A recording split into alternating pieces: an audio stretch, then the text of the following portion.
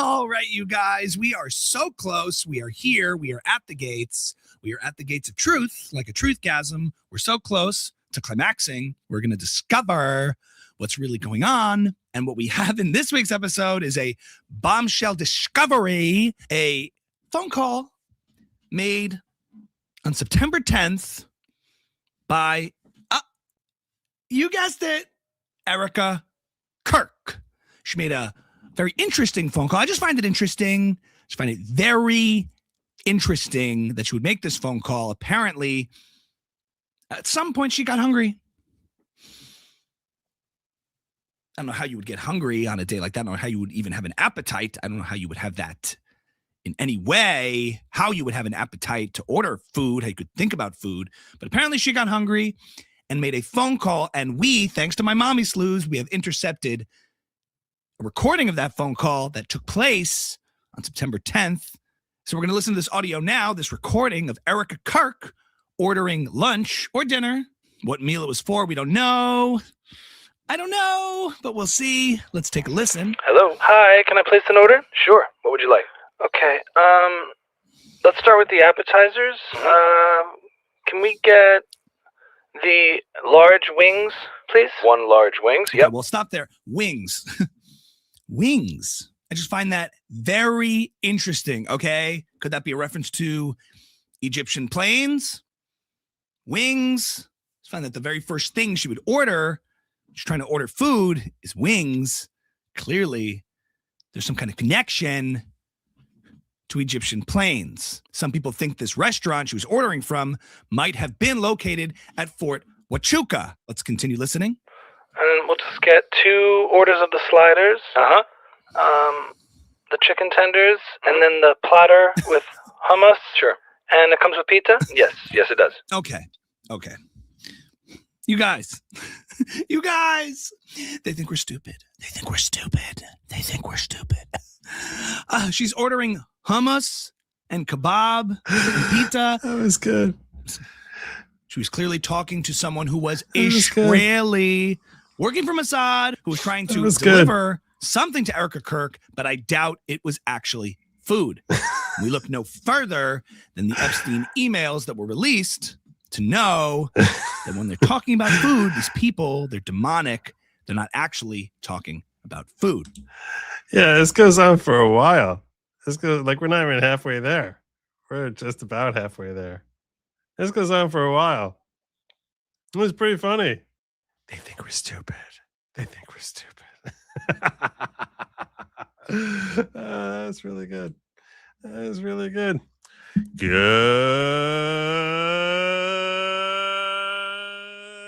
evening, everybody. Welcome to the following program. I am your host, Joe Nierman, aka Good Lawgic. I'm going to start off with a little announcement. Just so you know, this week is Passover. You might have guessed that because the whole Palm Sunday thing and Easter coming up and all that other stuff, it always coincides around the same time of year. So yeah, Passover is coming. It's coming with a vengeance. It's coming soon, like this week. That will interrupt my schedule. I say that like a British person, just so that you don't think I'm too based. Otherwise, you just be like, oh my God, he's too based. I can't even be around here. So I have to pronounce it like a British and say schedule. So it will interrupt with my normally scheduled schedule. By that, I mean that it starts on Wednesday evening. Wednesday evening is the first night of Passover. I will be with my family at 10:30, whatever time I normally would start here. I will be with my family having a Seder. Same goes for Thursday night. I'm not going to be here then either. So Wednesday night and Thursday night, I'm not going to be here. I will be here tomorrow night. I expect to be joined by Sin tomorrow night. Ooh. Yeah, Sin should be joining me tomorrow night. But yeah, I will not be here Wednesday. I will not be here Thursday night. Next week, in case those of you who are looking to plan ahead and are properly revolving your life around my schedule, which I appreciate very much. So you should be aware that the last 2 days of the holiday are on Tuesday night and Wednesday night, and I'm not going to be here for that. And I don't know whether I'm going to be streaming Thursday night either next week. I'm not sure. So I'm not going to be home. I don't know if I'll be able to stream from where I'm at. It seems doubtful that I will, based on our current structure. So just be aware of that. So just for starters, the next 2 Wednesdays are definitely out. I definitely will not be here the next 2 Wednesday nights. Just want, including this week and the week after. So just wanted to give you that heads up as far as what my plans are looking like. Tonight, what do we got going on? Well, first and foremost, we have claims that the shooter we have claims that the gun that Tyler Robinson allegedly used, the bullets don't match the gun. Ooh, that's not good. That's not good. That's not good for a prosecution. That's going to give us a lot more of this crazy lady over here. That's going to give us a lot more of this crazy lady. Oh my God. A lot more of this crazy lady. I can't believe I haven't heard her talk about it yet. I'm sure she will. Come on, guys. I don't know. Yeah. So we're going to talk about that. Definitely going to talk about the potential legal ramifications of that. Also, there was California fraud election fraud that's been exposed. It's being investigated. It's being marched and trumped up. And oh my gosh, it looks as if there's actually some genuine exposure that's potentially coming. What ramifications? I don't know, but we need to talk about the fraud that's being exposed. We heard about the Medicaid fraud in California, the hospice care fraud in California that Nick Shirley was bringing to our attention a week or two ago. But now we're dealing with election fraud issues in California, which I definitely want to discuss with you. Furthermore, there is a serious push to get out of Iran. Get the heck out of Iran. And I want to talk about that and the importance of getting out of Iran. And I have a goal which is related to that. And that is, this weekend was CPAC, and Reza Pahlavi, the deposed potential leader of Iran, who's looking to get back into a seat of power, at least temporarily, and let's face it, probably forever if he could, to be running Iran, spoke at CPAC and lit the floor on fire. Like, they could not get enough of Pahlavi. I could not. I actually watched it, but I'm going to break it down with you because I thought there was a lot of interesting things that he said, and it really helps play out the whole dynamic. So if we hit our goal tonight, which is 15 super chats of quantities of $10 or more, sometimes we hit it, sometimes we don't. If we hit it, great. If we don't hit it, that's okay. I accept personal responsibility for that failing. I do. I call my therapist. We have long talks about it. We work it out. Yeah. But so that's the schedule. I also have a lot of tinier, smaller things that I was like, oh, this is something you guys really would be interested by. I found interesting. I was like, you know what? And I'm definitely gonna be splicing in here and there. In fact, we're gonna start with one right now. This that I'm going to start with. I want to start with a little side thing here that's not listed anywhere because I was just like, it's a 3-minute video that I want to watch with you, but I don't want to make a whole story out of it. I just thought this was really fascinating. This is Jake Tapper. An interview with Jake Tapper, which I saw a clip of it, and I have it here for you, of him discussing his hosting. See, when he was the questioner, he and Dana Bash were questioning at the debate between Trump and Biden. The debate, which, let's face it, finalized the election for Trump. I mean, the attempted assassination in Butler sealed the deal and is what gave us the popular vote, probably. But I think this is where Biden's career died on stage. And he talks about what was going on behind the scenes in a way which is very revealing. It's very, very revealing. And I want to watch it with you very quickly. But what's it like for you being there? You're co-moderating that debate. Yeah. It begins. He walked Tell me well your first experience of it. before it begins. He is late showing up. We're in Atlanta in a battleground state, Georgia. The Biden won in 2020 and Trump won in 2016. And both campaigns and candidates had been offered walkthroughs. Donald Trump shows, neither of them show up on time, of course, but the time for them to show up was still, laughably early. It wasn't really necessary for them to show up as early as CNN asked them to be. But Donald Trump shows up, and whatever you think of Donald Trump, he's a pro. Which one's my camera? What if I want to ask a follow-up? What if I want? See, he has to like sort of say like, I know some of you hate him, but we have to realize the guy knows what he's doing when he's up there on stage. He knows what he's doing. He's a pro, which I thought was funny the way he framed that, like just instinctively framing it as whatever you think of Donald Trump, he's a pro at this thing. On this, what do I do when he's talking, when Biden's talking? Oh, and by the way, Gilly, you should hate this guy. He's a terrible, terrible, terrible human being. He's a grifter. Basically covered up for Biden's dementia. And then as soon as he was out of office, like all about why we should have seen Biden's dementia. It's like, dude, you're supposed to be reporting on this the last 4 years, but you wouldn't. But this is what he breaks down here. I thought was really interesting.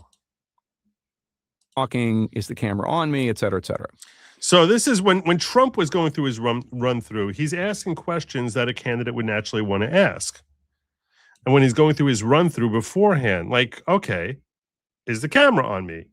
When I'm not talking, when he's talking, am I going to be on camera or not? Sometimes you are, sometimes you're not. So I need to know if I need to, keep my still composure the entire time, not moving around and things of that nature, or if I'm free to move around because the camera's not on me. So this way he sort of has a better idea as to like, what is he, and for a follow-up, which camera do I look at? Or I'm looking over here at this camera when this camera is the one trained on me. I look like an idiot. So which camera will be following up on me in those moments? This is someone who's obviously been through it. This is his third election, and he's been on TV for 4 decades. So obviously these are things that he's familiar with.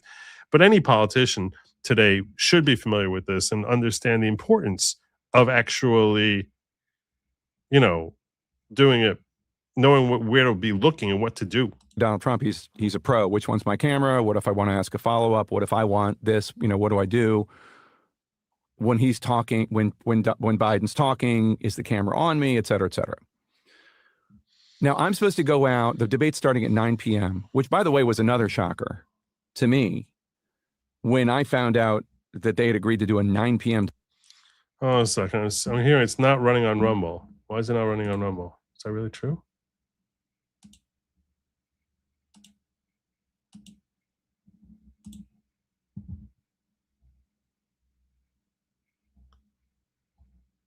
Why is it not running?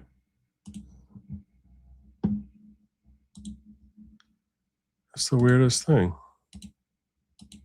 Let me try something here. Thank you, Digger Dog.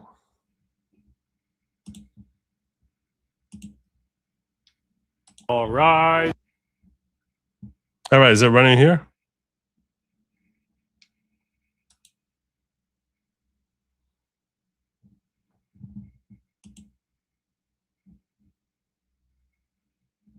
All right, now it's running here. Okay. Fine. Now it's running here. Okay.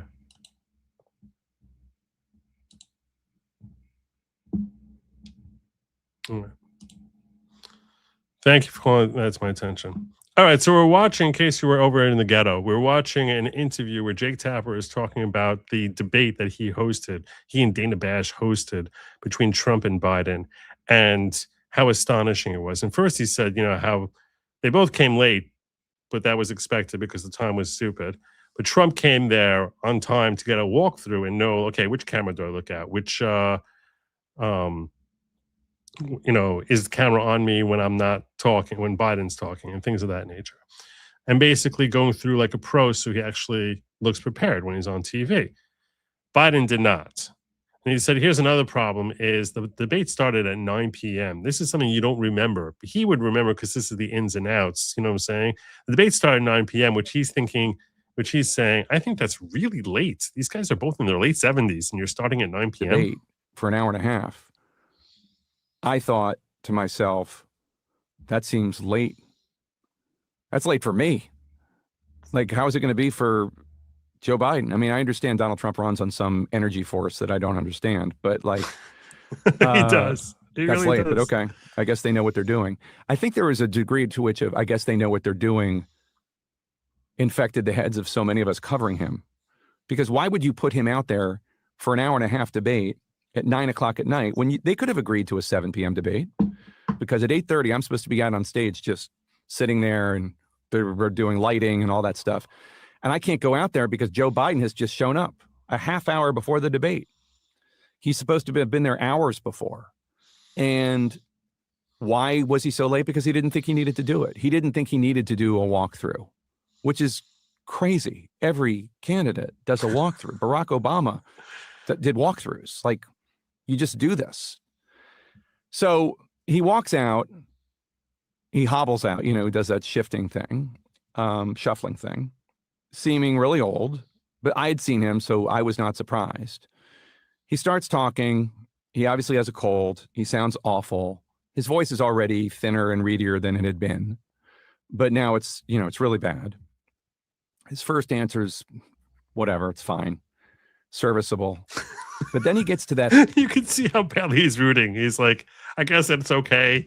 It's not humiliating for me as a shill for the Biden administration. It's not humiliating. It's fine, I guess. I'll take it. Let me get to the second question. Whatever, it's fine, serviceable. But then he gets to that horrible answer where he completely loses his train of thought. Eligible for what I've been able to do with the with the COVID. With dealing with everything we have to do with.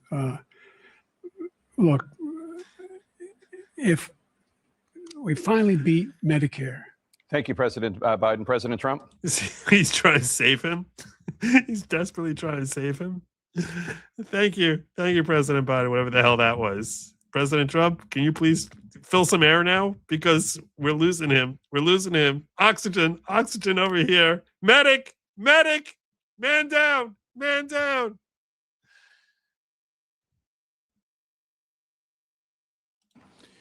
Well, he's right. He did beat Medicare. He beat it to death. And we have these iPads, and I wrote to the control room, holy smokes.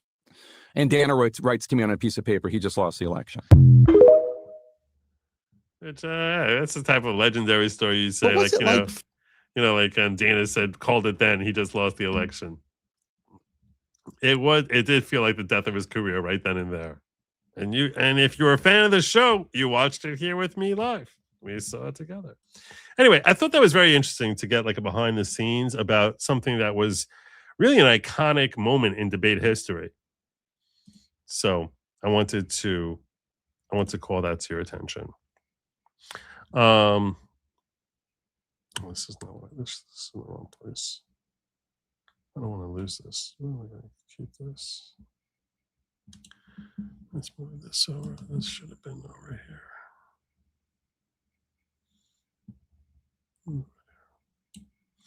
Okay.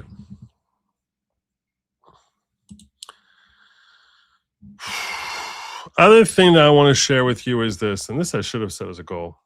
On Wednesday, we're going to have oral arguments. Wednesday morning, we have oral arguments on birthright citizenship. This is a big one. SCOTUS is about to consider upholding birthright citizenship executive order. This is a really big one. This one is really important. This is like, if this goes through, it's pretty huge. It's really pretty huge. Just because it shows that this is all. I mean, obviously, the next president coming can rip up the EO, right? I mean, that's the next Democrat will rip up the EO, but we'll see. I mean, it's just ripping up the EO is just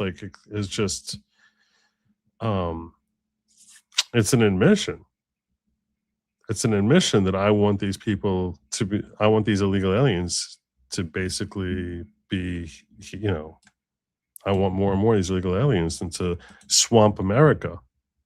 It really supports the notion that it's a browning of America. That's really what it is.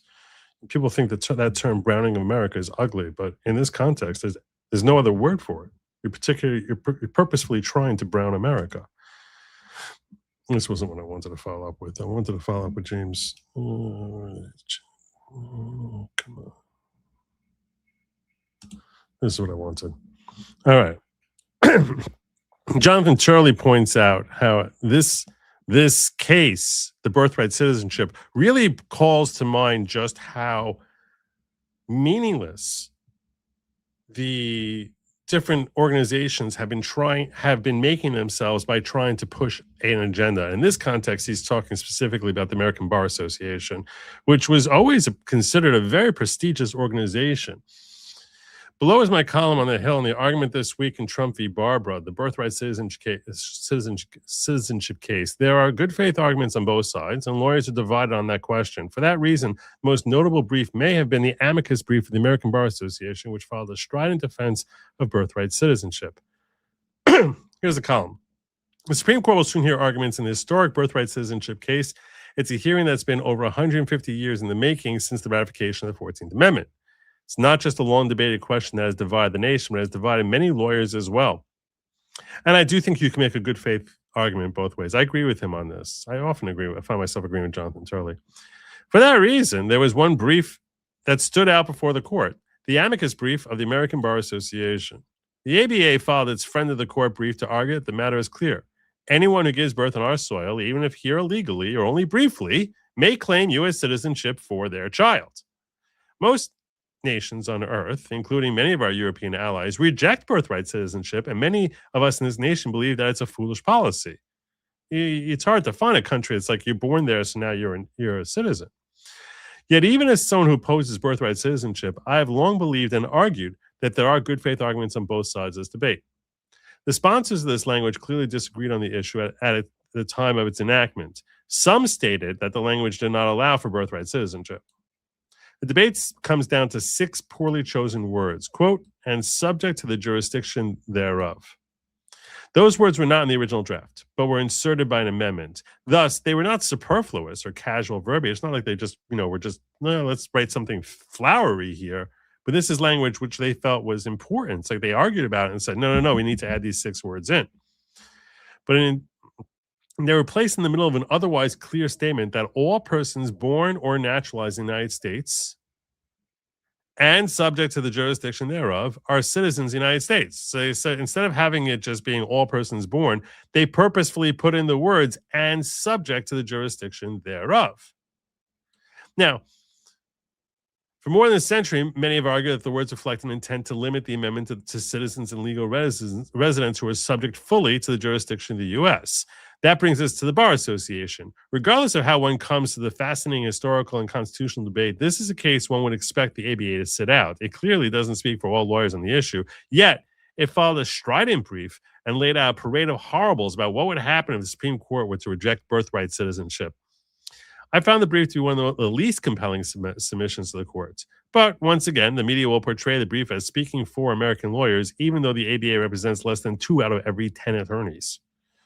I previously wrote a column on these pages, The Rise and Fall of the American Bar Association, exploring how the ABA has alienated many lawyers with its partisan advocacy. When it was founded on August 21st, 1878, in Saratoga Springs, it's 150 years old, in Saratoga Springs, New York, the 75 lawyers present from 20 states and D.C. wanted an organization to create a national system of standards for the advancement of the science of jurisprudence, the promotion of the administration of justice. It was created to focus on professional accreditation, education, and training. So the idea when they first created it during the Reconstruction era was basically, let's try and have a uniform, recognized way as to like how lawyers are going to practice. Because if you think about like lawyers of the day, most of them learned to become attorneys in very ad hoc, like it's just like sort of fill in the gaps. Abraham Lincoln was like reading books and like became a lawyer. So the ABA was designed to create an established, recognized methodology for lawyering. And they really took center stage on that for well over a century. They've, frankly, since they were created. That changed, but still, the how attorneys regard the ABA has changed drastically, particularly over the last 30 years. Changed in 1990 when advocates overrode earlier votes to remain neutral on the constitutional interpretation supporting the right to abortion. The adoption of a pro-abortion position shocked many and fundamentally changed the culture of the ABA. It's worth noting the very arguments embraced by the Bar Association were later rejected by the Supreme Court in the Dobbs decision. Since that time, ABA has been fully captive to partisans who use the organization to support liberal and often democratic positions. The result has been a steady decline in membership. Today, there are roughly 1.3 million lawyers in the U.S. Even if the ABA represented just half that number, it would have 650,000 members. As recently as 2015, it still had 400,000, but more recently, membership has fallen to 227,000, or just 17% of the bar. 1.3 million lawyers, and only 228,000 of them are members, have membership in the Bar Association. This sucks. Why would you bother supporting them?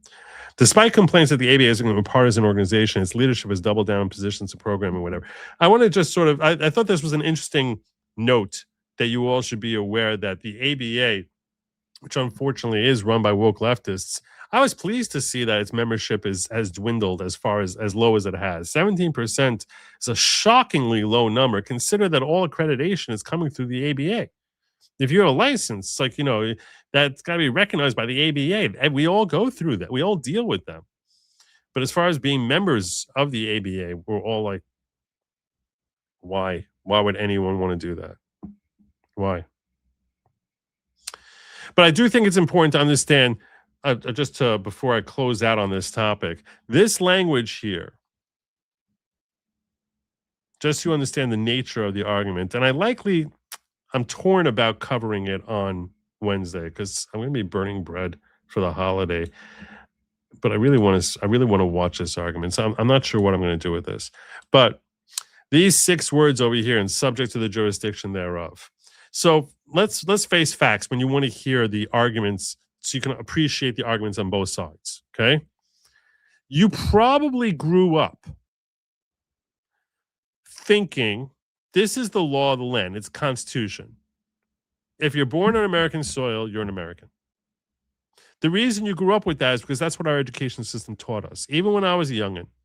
So this has been the mindset at least since the 60s, because I was learning this in the 70s. So I imagine it probably got stronger in the 60s with all the liberalism that was going on during that age. But I went to, I was in elementary school in the 70s, and I remember growing up thinking, oh yeah, it's just the law that that's just the way it has to be in America, that if you're born here, you are automatically a citizen. But if you look at the language of the 14th Amendment, it is very strange that they added these words here and subject to the jurisdiction thereof. Now, proponents of birthright citizenship, those who say that you are automatically a citizen. A woman is flying, in theory, a woman could be flying from Canada to Brazil and have and all of a sudden she goes into labor on the plane, and they decide to land the plane in Utah on the way, an emergency landing, and she gives birth in the airplane in some airstrip in the middle of Utah, and then she never gets off the plane and gets up and leaves. They fly, and she goes to Brazil, and she never sets foot in America again. That kid has a right under current law to be an American citizen. It's kind of retarded. It doesn't make any sense, but for the fact, well, it's an amendment, so what are we going to do with it? That's just the way it's, that's what everyone understands it to be. But I think the example I'm giving you here really drills home the point as to how insane it is. That it's like, well, if you just happen to have the good fortune of being popped out on U.S. soil, I guess even in theory, if they were flying over America, she could say this kid, and she gave birth in the air, she could say, it's American citizen. In theory, it's retarded. It doesn't make any sense. Now, but that is how we all were raised. And the fact that has been the accepted reading for a while does give credence to the notion of, why are we changing this? That's, this has worked for ages. Why are we changing this now? Like, that's the way the law's been, and that's how this amendment has been understood for the last 60 years at least. So why are you changing it now? They also would say the language of subject to the jurisdiction thereof should be read very broadly, meaning if you're subject to the jurisdiction thereof is, well, can you be arrested? If you can be arrested if you do a crime, then you're subject to our jurisdiction. Now, this is a very stupid reading. I guess they would say, you know who it's excluding? In case there ever was an invasion from Mexico and folks who were Mexican basically broke in across the Texan border and took a piece of Texas, and then a woman gave birth on that soil there that was controlled by the Mexican rebels. In that case, that kid is not, they're not subject to the jurisdiction of the United States, and they would basically not be an American citizen. I guess that's what they would say. That seems to be a pretty ridiculous read, though. The argument against birthright citizenship being read as part of this is that you might look at it and say, hey, subject to the jurisdiction means you're not subject to anybody else's jurisdiction. America alone has a claim on you or on the mother. No one else has a claim on you. So if this kid could not be drafted when they turn 21 because the mother is a German or a Chinese or Brazilian, and she doesn't want her kid to be an American citizen, they have no jurisdiction to draft them.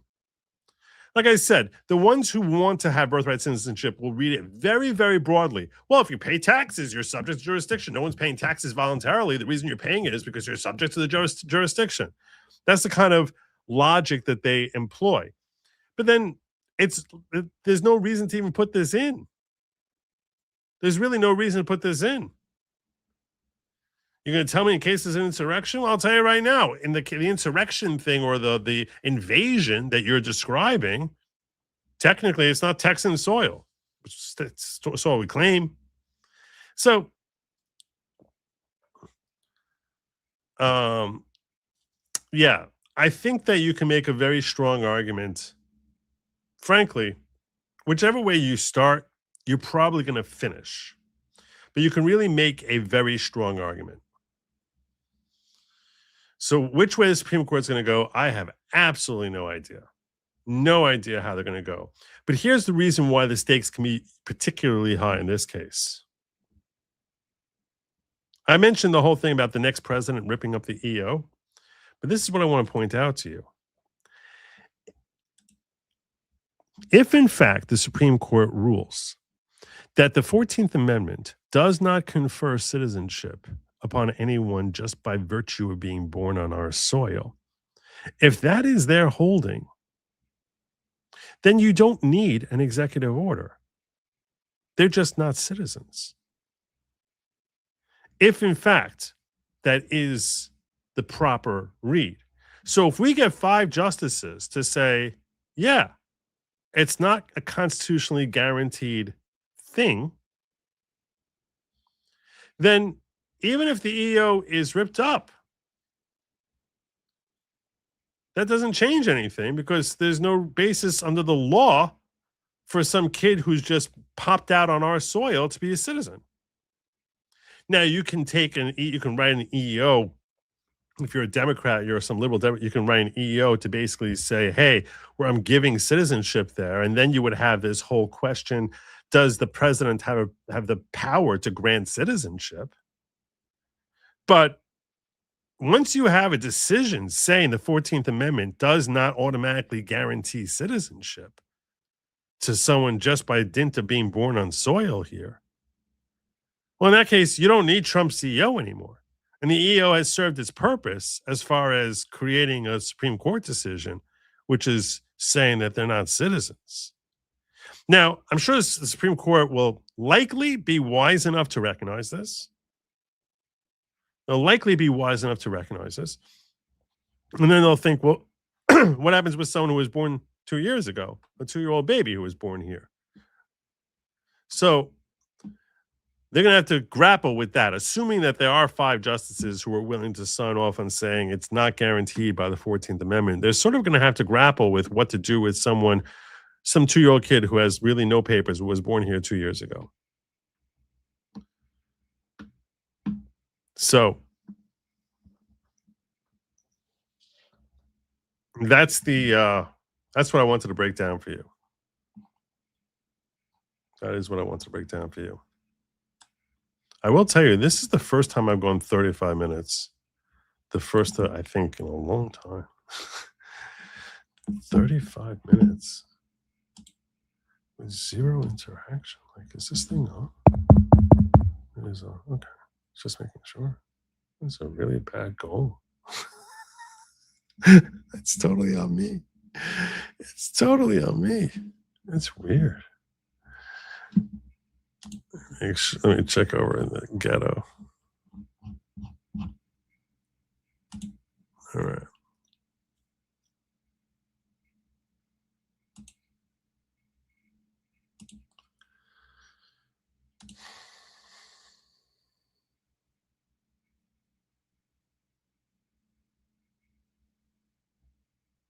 I wanted to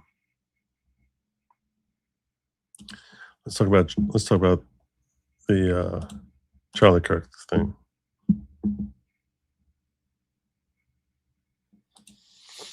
Chinese citizens are flying in, delivering babies, then flying home with American citizen infants. Massive abuse. The entire thing is just, it doesn't make any sense. I don't even understand it. Like, when you look at it from that perspective, it's really, really insane. I heard there's like an army of Chinese who have no recollection of ever being in the country, who have American citizenship status.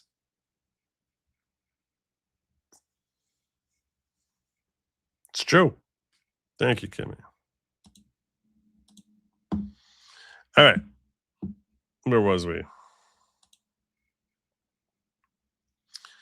Charlie Kirk, Tyler Robinson case. Major breaking, new court filing. The bullet used to kill Charlie Kirk does not match the rifle allegedly used by suspect Tyler Robinson. Oh no. That's not good. That's not good. Now, this is what everyone is reporting. The murder weapon and the alleged murder weapon are not the same weapon. This is not a minor evidentiary dispute. Well, it's a major evidentiary dispute. If the bullet doesn't match the gun, and this is a very, very big if, I want to be clear about this. The defense is claiming that the bullet does not match the gun. That does not mean it does not match the gun. That's simply what their claim is, and presumably they have documentation to help raise questions as to whether or not the bullet matches the gun. The prosecution's case has a fundamental, if the bullet doesn't match the gun, the prosecution's case has a fundamental problem. Now, I don't agree with a lot of what Brian Allen writes, okay? But I will tell you, this is true. If they can create doubt that, that the bullet is a match, and you can't explain that doubt away, you can have tons of other evidence. But this is very, very conceivably, you would say, reasonable doubt. Right? I mean, if you're talking about, a 9mm bullet from a .45 Colt, that doesn't work. It's not going to go. Now, they don't explain in what way they're identifying it as being the wrong bullet. They don't say if it's striations. They don't say if it's size. They just say it doesn't match. Joe Kent said on Tucker Carlson that the NCTC investigation of Kirk's death was stopped. Kirk said, whatever, this stupidity. Kirk said, his last words to him: "Stop us from getting with Iran. Getting into a war with Iran, please, Joe Kent, save us. You're our only hope." And then he uploaded the hologram into Joe Kent's hard drive and disappeared into the night. Kent confirmed Kirk was under documented pressure from pro-Israel donors in the weeks before his death. He didn't confirm anything. He's just saying that's what was reported. So now this is what I was saying. If in fact we don't know that the bull doesn't match the gun, this is clickbait, but it's effective clickbait because, oh my God, if the bull doesn't match the gun, that's a serious, serious issue. That's a serious issue. Again, we don't know that it doesn't. We know the defense is claiming that it doesn't. As reported by the Daily Mail, the bullet that killed conservative commentator Charlie Kirk did not match the rifle used by suspected killer Tara Robinson, a Bombshell new court filing states. Let me see if I can get my hands on this. Let me see if I get this filing. See if they tell us more. Utah. I only discovered this like a half hour before I set my show up.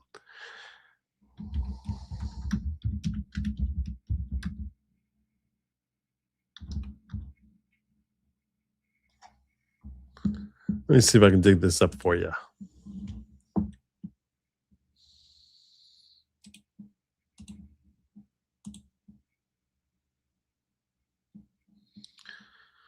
State of Utah versus Tyler Robinson. Tyler James Robinson.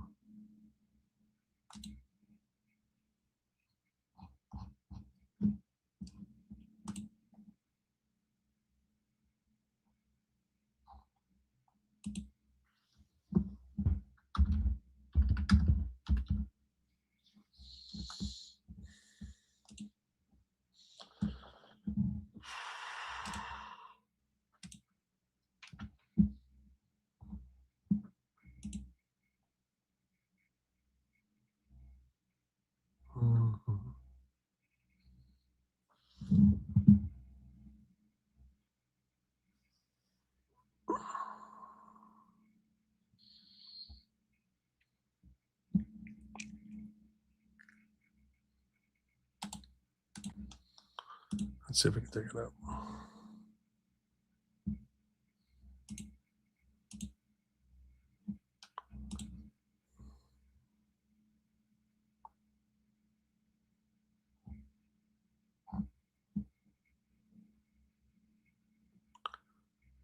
We should try to find this, right?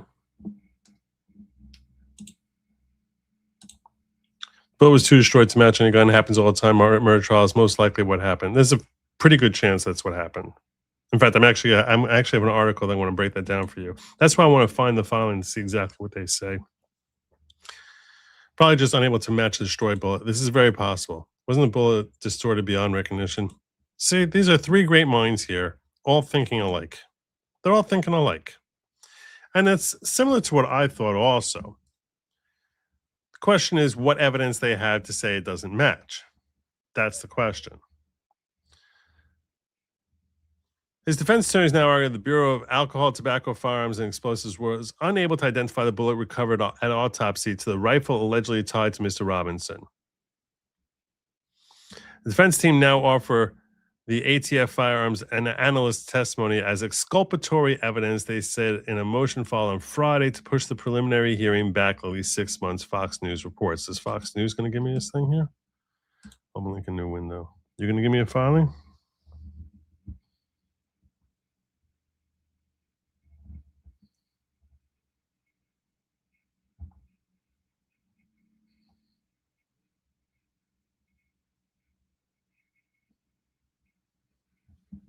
The defense bringing a motion to ban all cameras from the courtroom. You schmucks.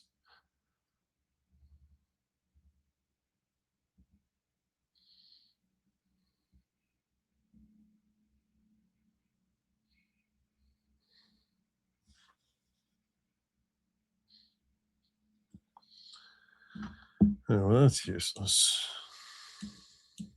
Well, let's see if Grok can help me out here.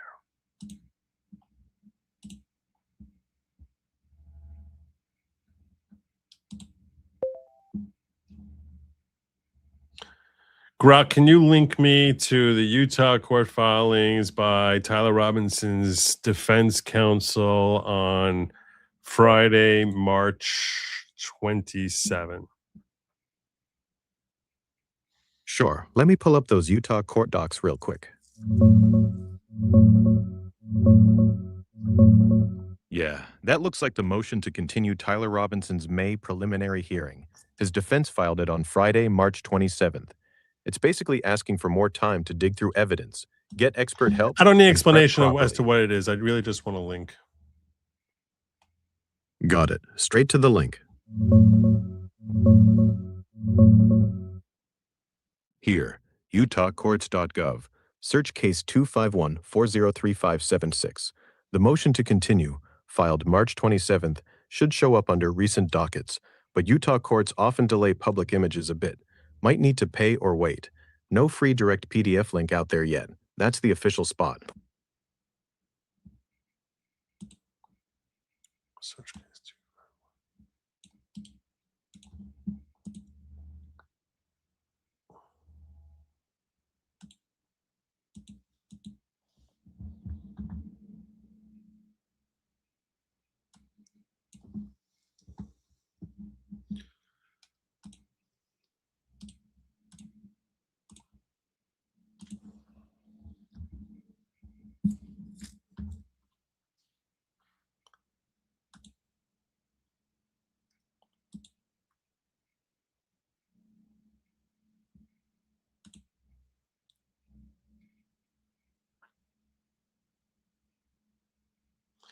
Yeah, when I copy and pasted that number in there, they didn't give me anything. Okay, let me check that case number real quick.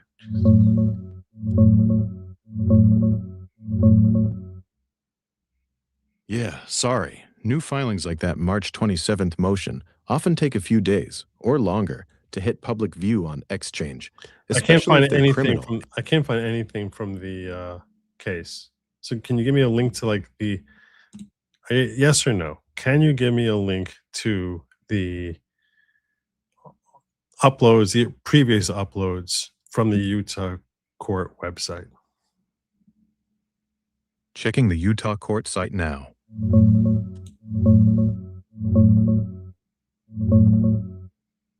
No, I can't give you a direct link to uploads or the March 27th filing. It's not publicly posted yet. Utah's Exchange, exchange.utcourts.gov, only shows docket basics as guessed, no PDFs without login or payment, and new criminal docs like that motion take days, sometimes a week to appear, due to review. Previous stuff, Right, like I don't need that. I will show you what I got so far. This is Charlie Kirk case updates from attorney.utahcounty.gov.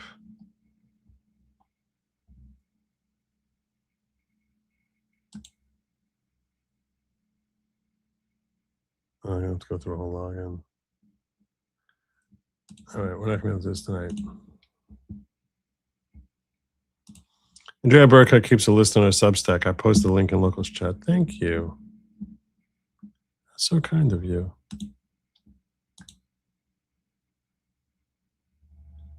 Yeah, they don't have it updated yet.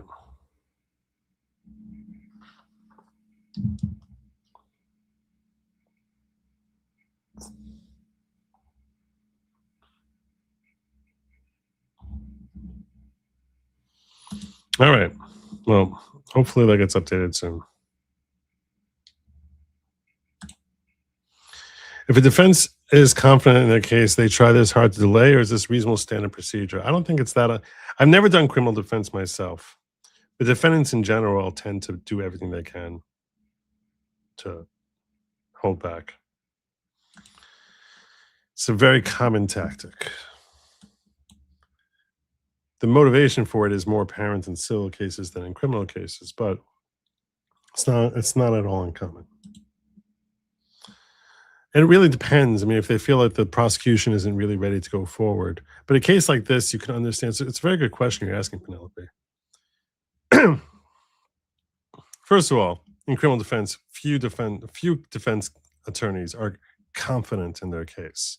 The reason you're not confident is because most of the time the state won't proceed unless they feel very confident. They have all of the resources at their disposal. This is why, for example, federal prosecutors have like a 95% conviction rate, because they can choose which cases they want, and they're going to choose cases that make them look good.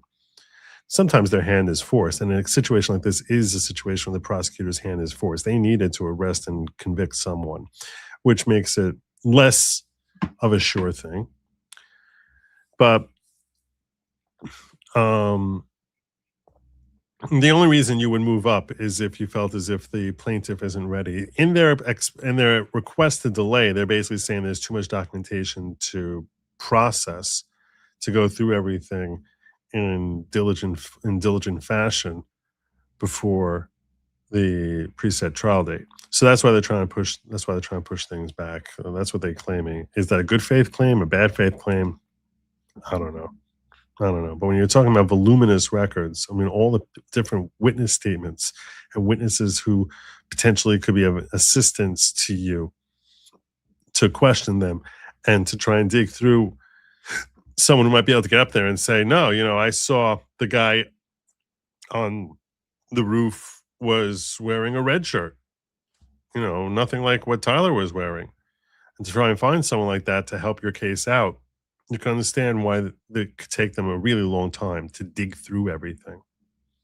So I would not assume it's a bad faith effort to stall. I would assume it's a good faith effort. It's a great question. The victims in Utah also have a right to speedy trial. Charlie Kirk's wife has already asked for that. I know she's asked for that.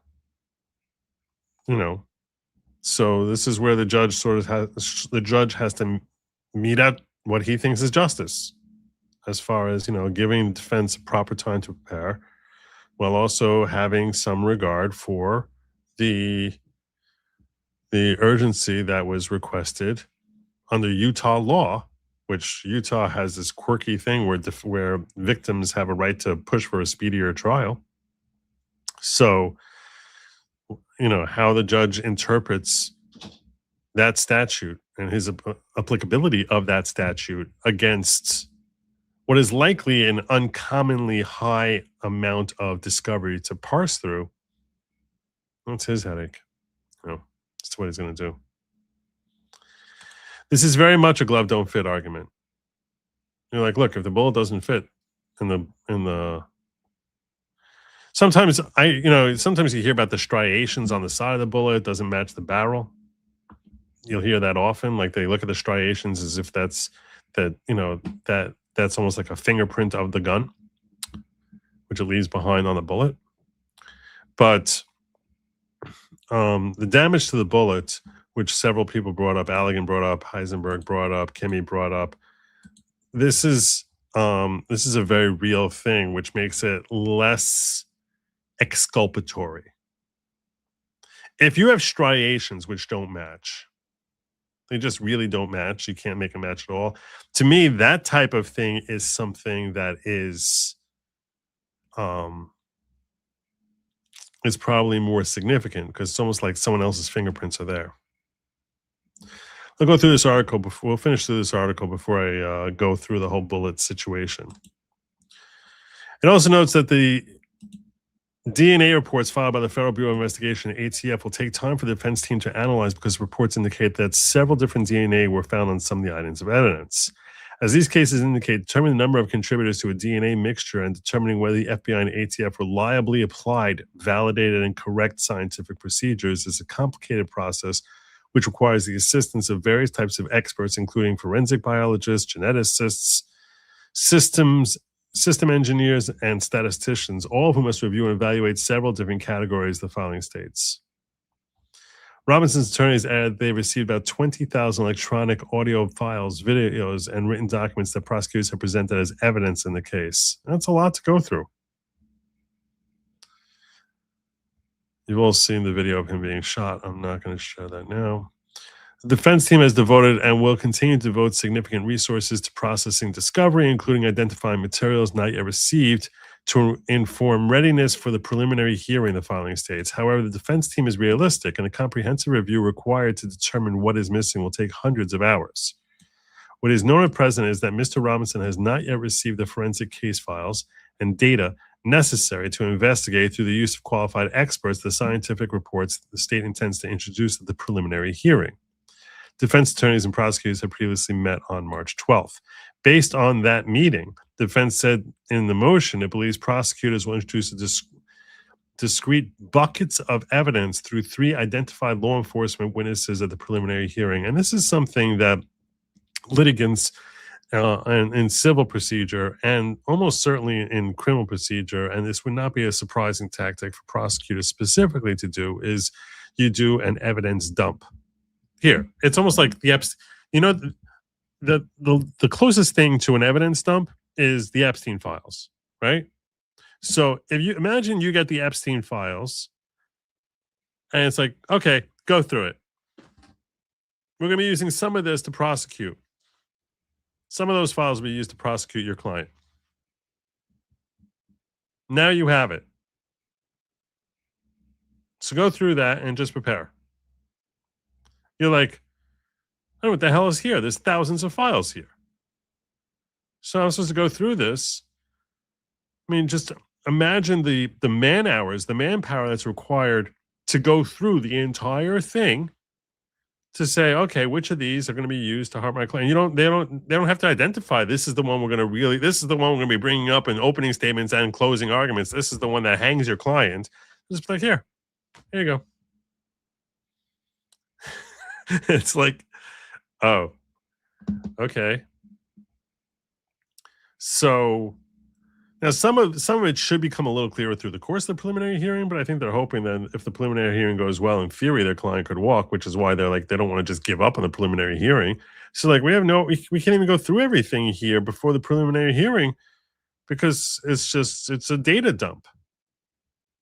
And I think you all can understand if I told you, here, take 5 people and all 5 of you go through the Epstein files. And, in the Epstein files is some person. Good luck. It's hard. It's a lot of work. You don't even know what type of needle you're looking. You don't know the shape and of the needle you're looking for. So it's hard. You email me the filing. Well, that's very kind of you. You did?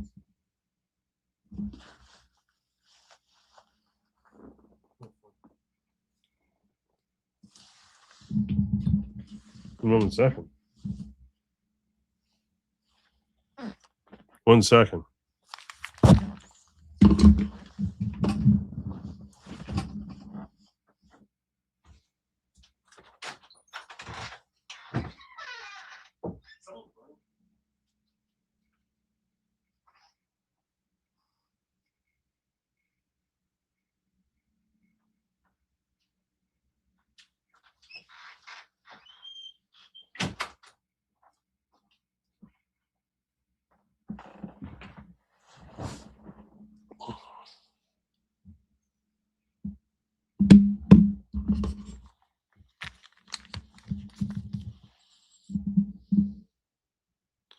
Where'd you send it to?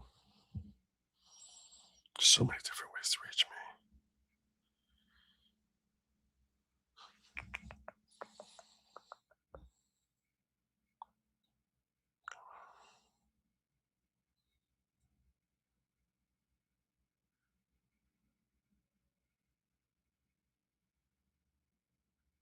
Got it.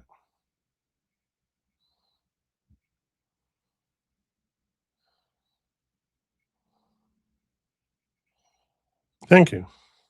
Thank you, Brooklyn.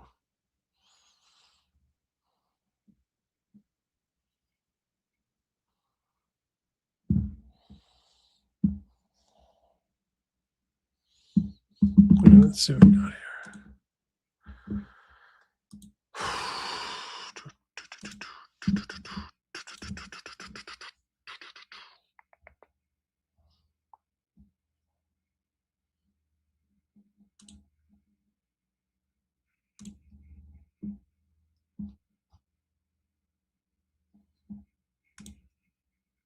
Well, it was a pretty short filing.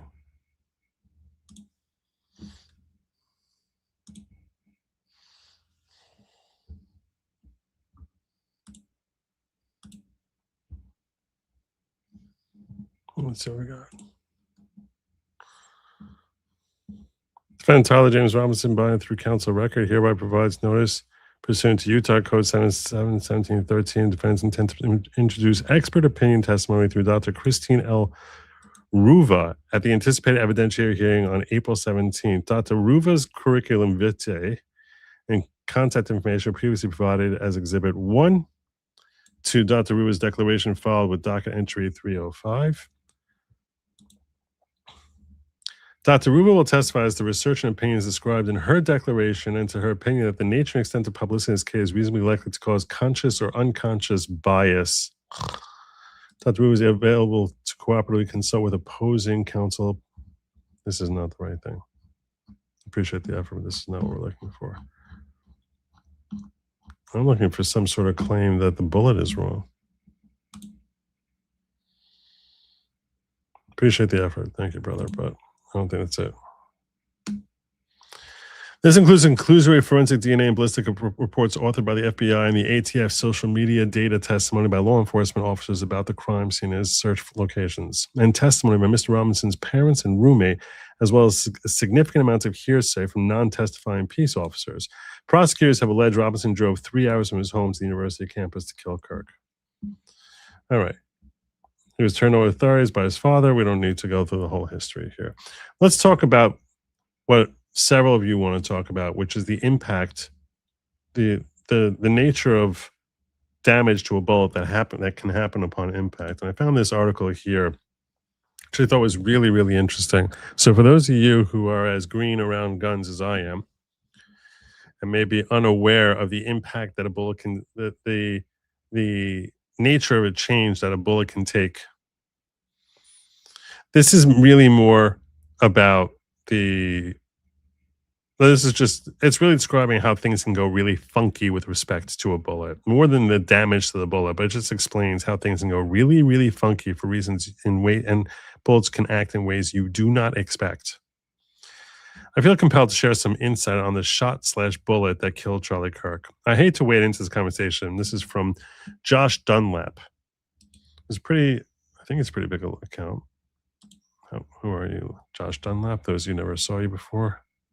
374,000 followers. So much larger account than I have.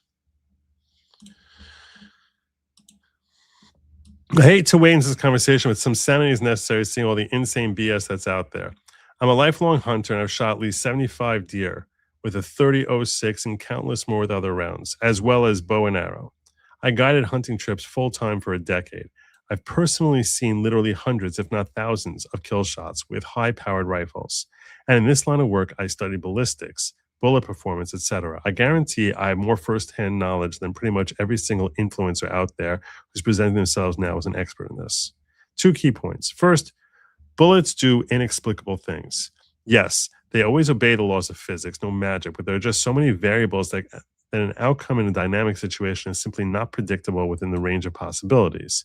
Second, yes, it is quite possible that a 30-06 round with a soft point lead-filled bullet designed for expansion, as is the case here, would not make an exit wound. And it's possible without a significant amount of external blood loss. I once shot a deer in the head at about 100 yards with a 30-06, and there was no exit. The skin on a deer's head is thin compared to a human neck, and the cumulative bone mass on the bullet's trajectory much less than a human spine. I was baffled about this. Must be magic until I figured it out. What happened is that a slow-mo video would have revealed the head instantly inflated like a balloon, and the insides turned to mush. That is how it absorbed the bullet's energy. It looked normal on the outside when I went to retrieve it, but on inspection, it was obvious, and there was minimal blood loss because the only hole was 0.3 of an inch, i.e. 30 caliber, as in 30-06, and the skin closed around it as it sprang back after the shot. So you couldn't even tell that he'd been shot. You'd be like, what the hell happened here? Why are they dead? In the sickening video of Charlie's assassination, there's a freeze frame where his neck did the same thing, blew up momentarily like a balloon before springing back. That's where the energy went, not rocket science. Combined with a healthy spine, higher than on the bone density scale, we are told, the thickness of skin and density of muscles in a human neck, the story being told is 100% plausible. I'm not saying I know what happened. Only that the folks saying that it's not possible have no idea what they're talking about. And by spewing this ignorant crap, they're only making things worse. If you're prone to be influenced by such ignorant conspiratorial information, please understand the context. Fact is, influencers make their money by peddling their influence. Unethical ones do so to the highest bidder. Others have hidden agendas, biases that taint their content. Some are just bat crap crazy. Some sow division on purpose and fling out all kinds of crazy crap just to stir the pot to get clicks. Psyops from myriad powers shape our social media. Generating deepfake videos is easy as logging into Grok. It's not rocket science to gin up following and appear credible and sincere. The point is, you should not wholesale believe or even give a smidge of credibility to anyone you don't personally know, and even then, you have to be careful. He's right. You should be engaging your brain all the time. No matter who you're listening to, I include myself. If you're listening to me, you should be critically analyzing and saying, does what Joe's saying in this particular moment, in this particular story, is his angle here logical to me? And if it's logical to you, great. You know, I mean, what I give you, all I can give you is like, these are the facts that I see. These are conclusions I give. But anyone could be wrong. And a lot of people you might listen to might be purposefully wrong. So the devil knows more than he tries to, and the more he tries to oppress revival from the outside, the more it breaks out. So the way to defeat is divide and conquer through lies and deception that appear as truth. The devil comes masquerading as an angel of light. Be smarter. This is the round that he was shot with was a 30-06, which is a big round. That's a round that you kill a moose with. Uh-huh. And it doesn't even have an exit wound. Right. It don't make no sense. It makes zero sense. Like, we haven't seen that guy, the guy who loves furries, who supposedly killed Charlie Kirk. We haven't seen him talk. He hasn't said he did it. He hasn't said he didn't do it. There's no independent video of him talking about it. Yeah. And then there was footage of him like at a yogurt shop. Right. Like way across town, like 20 minutes later. The whole thing is like super sus. So that's what he's basically like, let's not get all bent out of shape over this. I think that Mr. Dunlap here makes a logical point. The point is that, you know, if it just sort of turns everything instantly to mush, it serves as creating its own absorption center for the energy to transfer to. I always thought that the whole thing with respect to the shooting of Paul Murdoch and that the whole thing with him being shot up under his head coming clean off, that I talked about that when I was covering the Murdoch trial.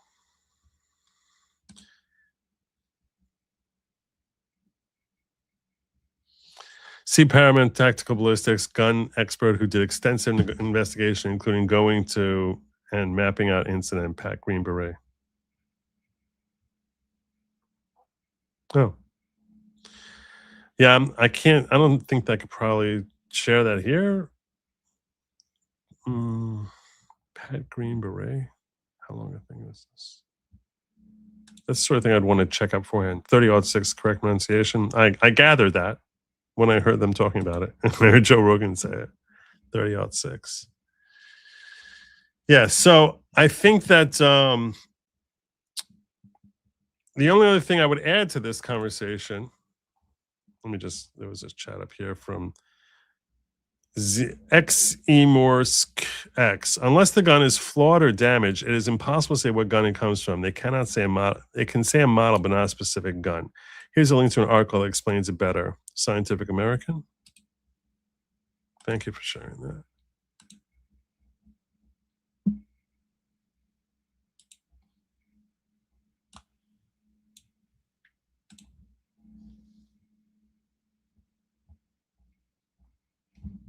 This actually does look very helpful. He also says bullets don't match a gun, they match a model and caliber.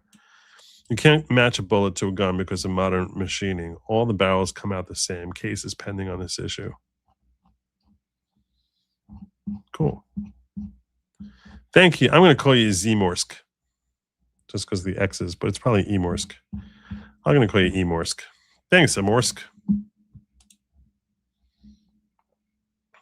This is the article that he shared with me. Matching bullets to guns is subjective, and courts are starting to question it because of testimony from scientific experts.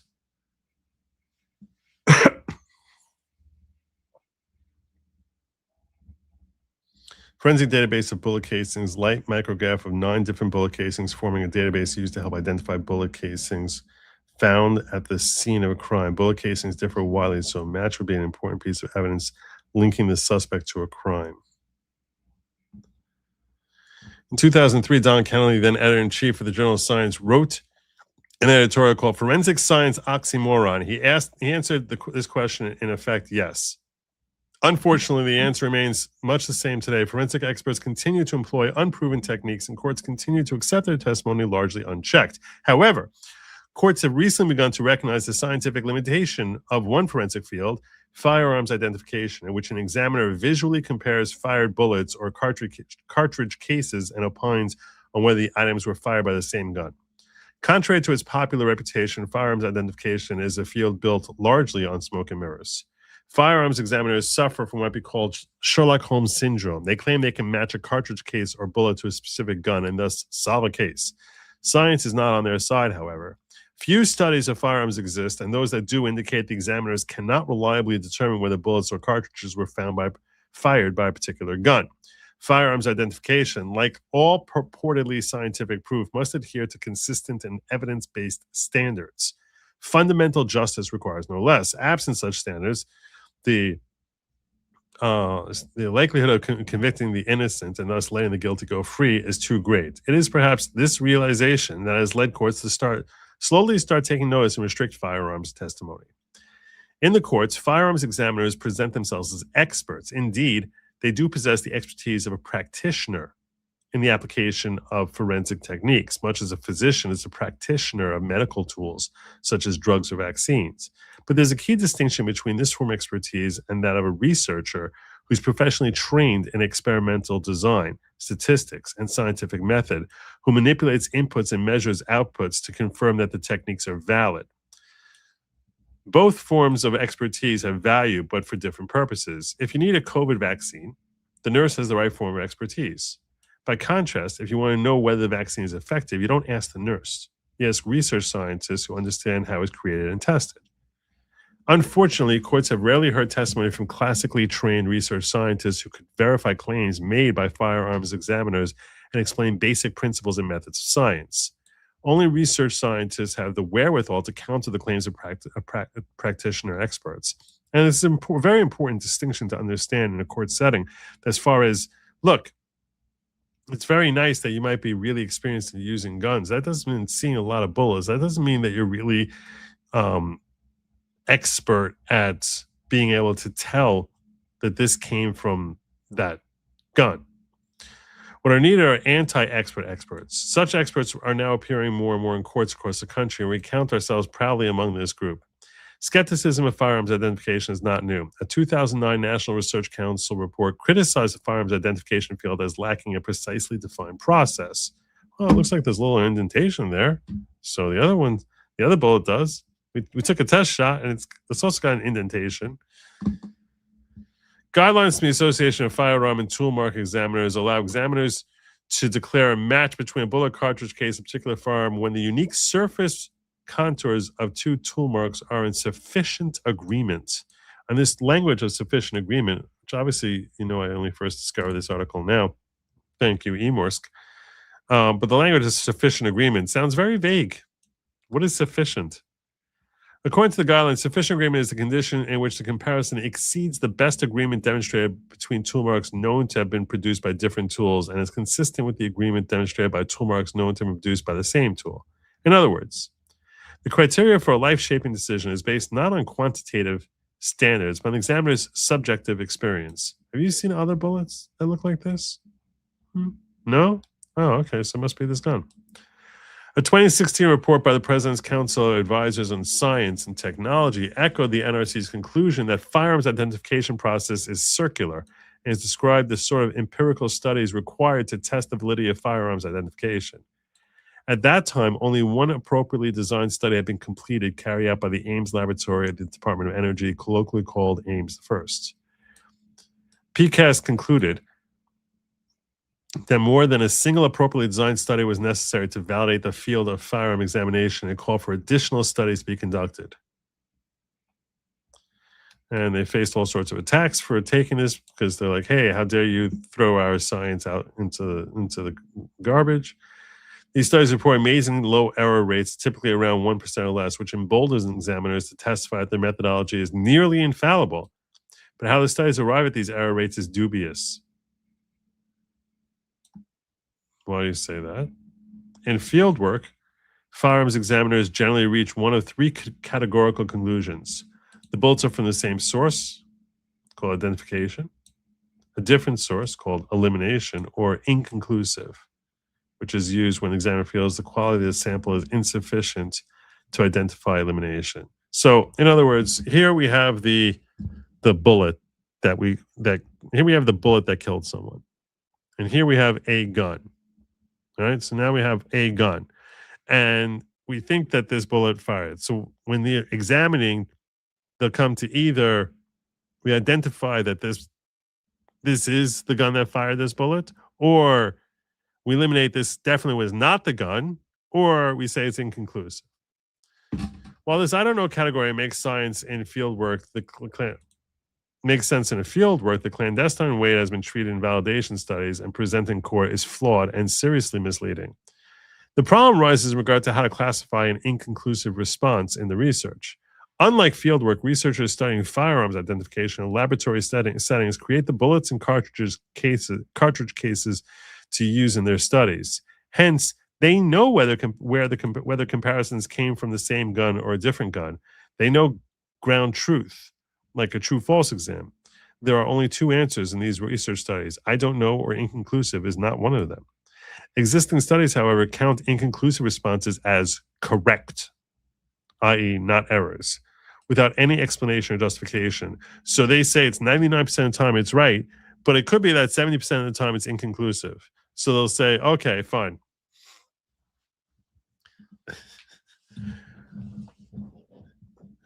But every time we're saying it, now we're able to say 99% of the time. Well, what about all those times you couldn't tell what it was? What's with that? These inconclusive responses have a huge impact on the reported error rates.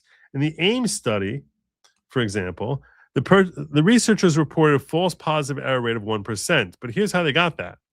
Of the 2,178 comparisons they made between non-matching cartridge cases, 65% of the comparisons were correctly called eliminations. The other 34% of the comparisons were called inconclusive. But instead of keeping them as their own category, the researchers lumped them in with the eliminations, leaving 1% as what they called their false positive rate. But if, however, those inconclusive responses are errors, then the error rate would be 35%. You should be able to tell in a lot more cases. 7 years later, the Ames Laboratory conducted another study known as Ames 2. Same methodology.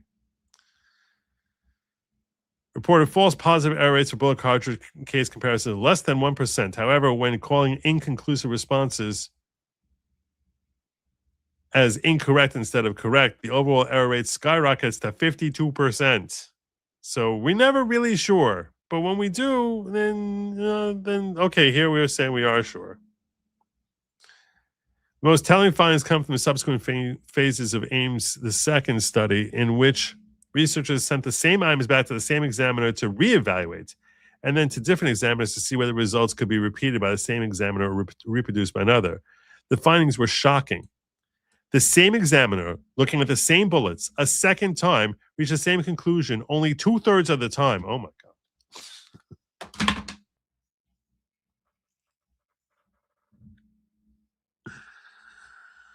Oh my God.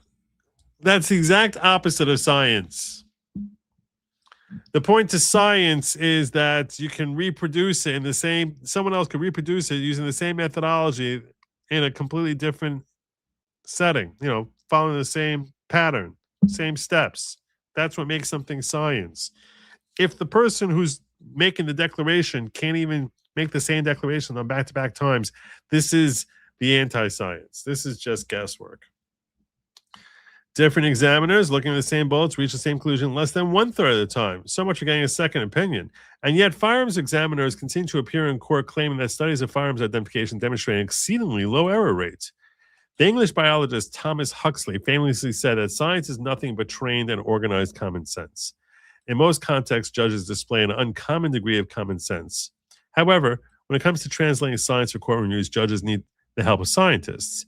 But this help must come not just in the form of scientific reports and published articles. Scientists are needed in the courtroom, and the only way to do this is to serve as an anti-expert expert.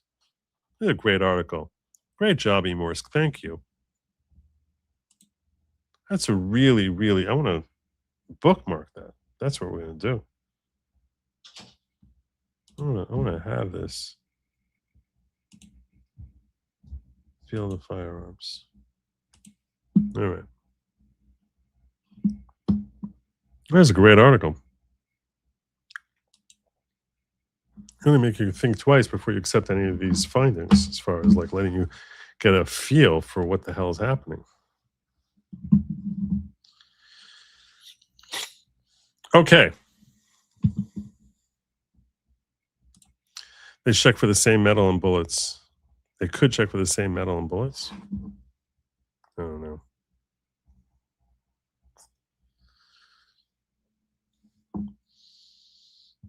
I don't know. You can tell metal from one bullet versus another? I'd be surprised.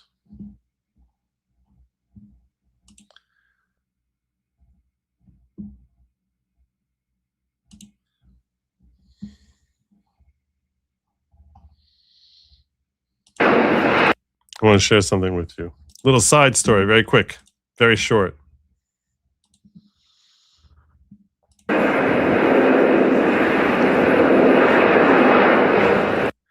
Trump International Airport.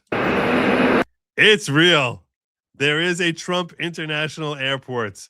Overdue.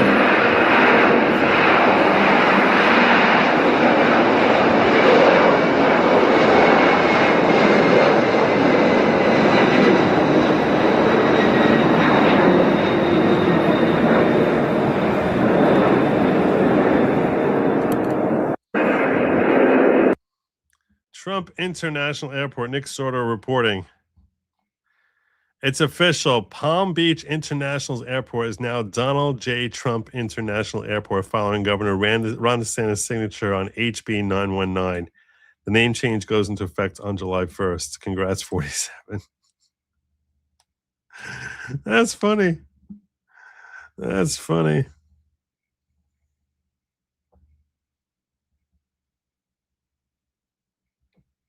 And planes flying out of him.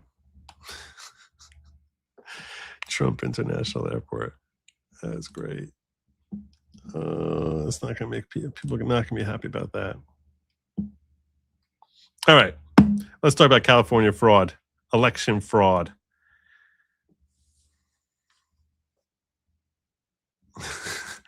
I don't know. Some people are saying it's the perfect airport. Some people are saying it's the perfect airport.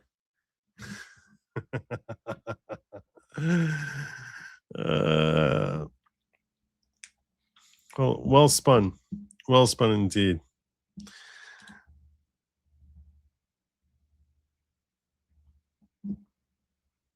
All right.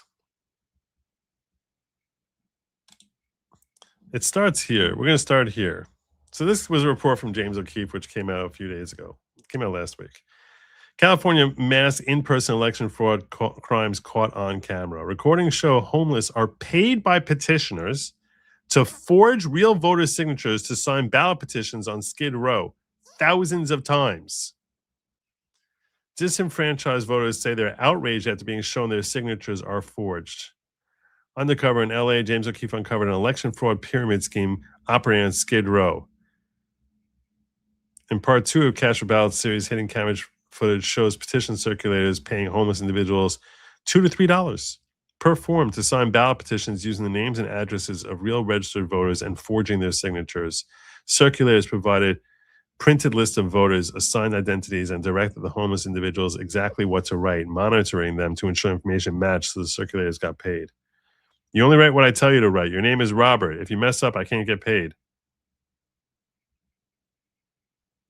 The conduct captured appears to violate multiple California felony statutes, including Elections Code 18613, Penal Code 470, Elections Code 1601-18602, paying for petition signatures, and Penal Code 470, forging. OMG team in Camp Higbee visited addresses tied to the voters' names being used. One resident said the named voter had not lived the address for nearly a decade, yet election mail was still being delivered. Let's check this out. This is 20 minutes. I didn't realize it was so long. I'm gonna go through all of it. First name. I'm Joseph Albright. Okay. First name. Joseph Albright. Fraudulent petitioners on Skid Row are now paying the homeless to forge names, forge addresses, and forge signatures of registered voters. What are you using? Teresa. No, I'm gonna give you an address to write. Oh, okay. Follow directions. Okay, yeah. This is Robert. Quickly becoming a widespread scheme that can be found on almost every street corner in downtown Los Angeles. So you gonna go do this, they're gonna give you another $3. Then you gonna do somebody else, they're gonna give you another $3. So you guys are all working together. You exotic, you scared me. We find thousands of names and addresses of registered voters being handed out to the homeless on scraps of paper. Oh, cool. They pay you? How much? Oh, what name you have there? Oh, it's Vicky Walker. You're Vicky, huh? He gave me the name. Oh, cool. We track down the disenfranchised voters at their homes to get the reaction to their signature being forged. They're giving names of currently registered voters, and one of them is a Vicky Walker. I assume that's his address? Still get her ballot, but... You still get her ballot? Yeah. Doesn't live here. I bought this house nearly 9 years ago. Okay. That's why I always feel really weird when I get the voting ballots. It's like, obviously that's fraudulent. Definitely want to stay informed. We definitely want to follow through on this and see where they're getting this information, how they're getting this information. Yeah. I just hope we get a stop to this soon. I mean, I didn't know that they were using my name and address for what's political fraud. That's what it is, right? Yeah. Just hopefully the governor and the district attorney or whatever just put a stop to this. Yeah.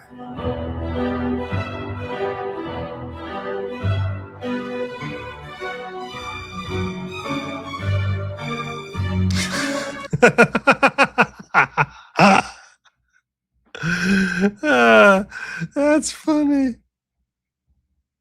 That's funny. That's really funny. That's well done. Pepper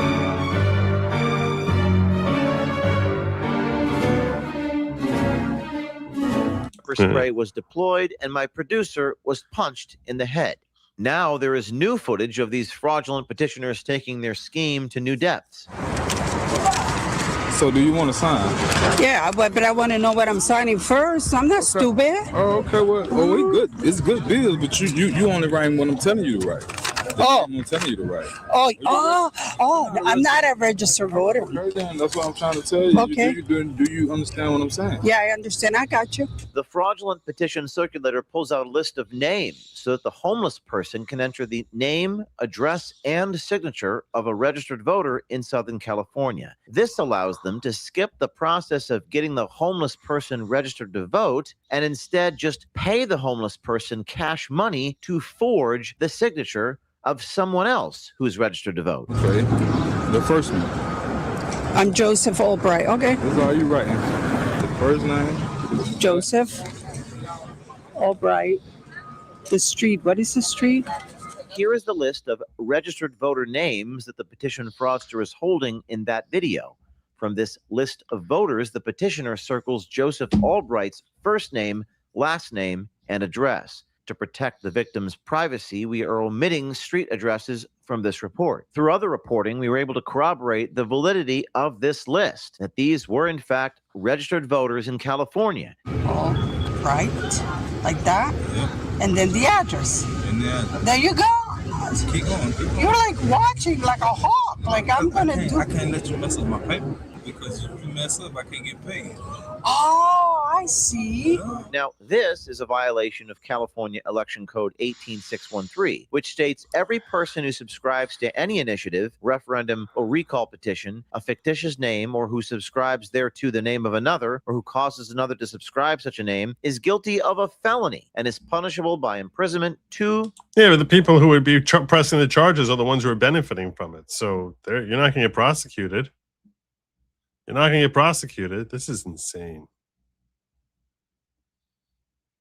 This is just totally insane. Anyway, I'm not going to go through the whole 20 minutes. You get the point. You get the point. So California elections fraud cash for ballot part 1 was homeless bribe with cash and drugs in exchange for registering to vote and sign election petitions caught on tape undercover on Skid Row in California. You can't just put Pinocchio Lane. California NGOs encourage fake addresses to homeless people to sign petitions to register voters, a state and federal felony. Footage shows 28 instances of cash changing hands for ballot signatures and voter registration forms. Many of the petitions had no understanding of the petition's purpose. They were advertised, and circulars also instructed individuals to fake addresses. Oh, you can just fake an address. See, they say ignorance is no excuse for the law, but a lot of times I have to say I didn't know. I had no idea.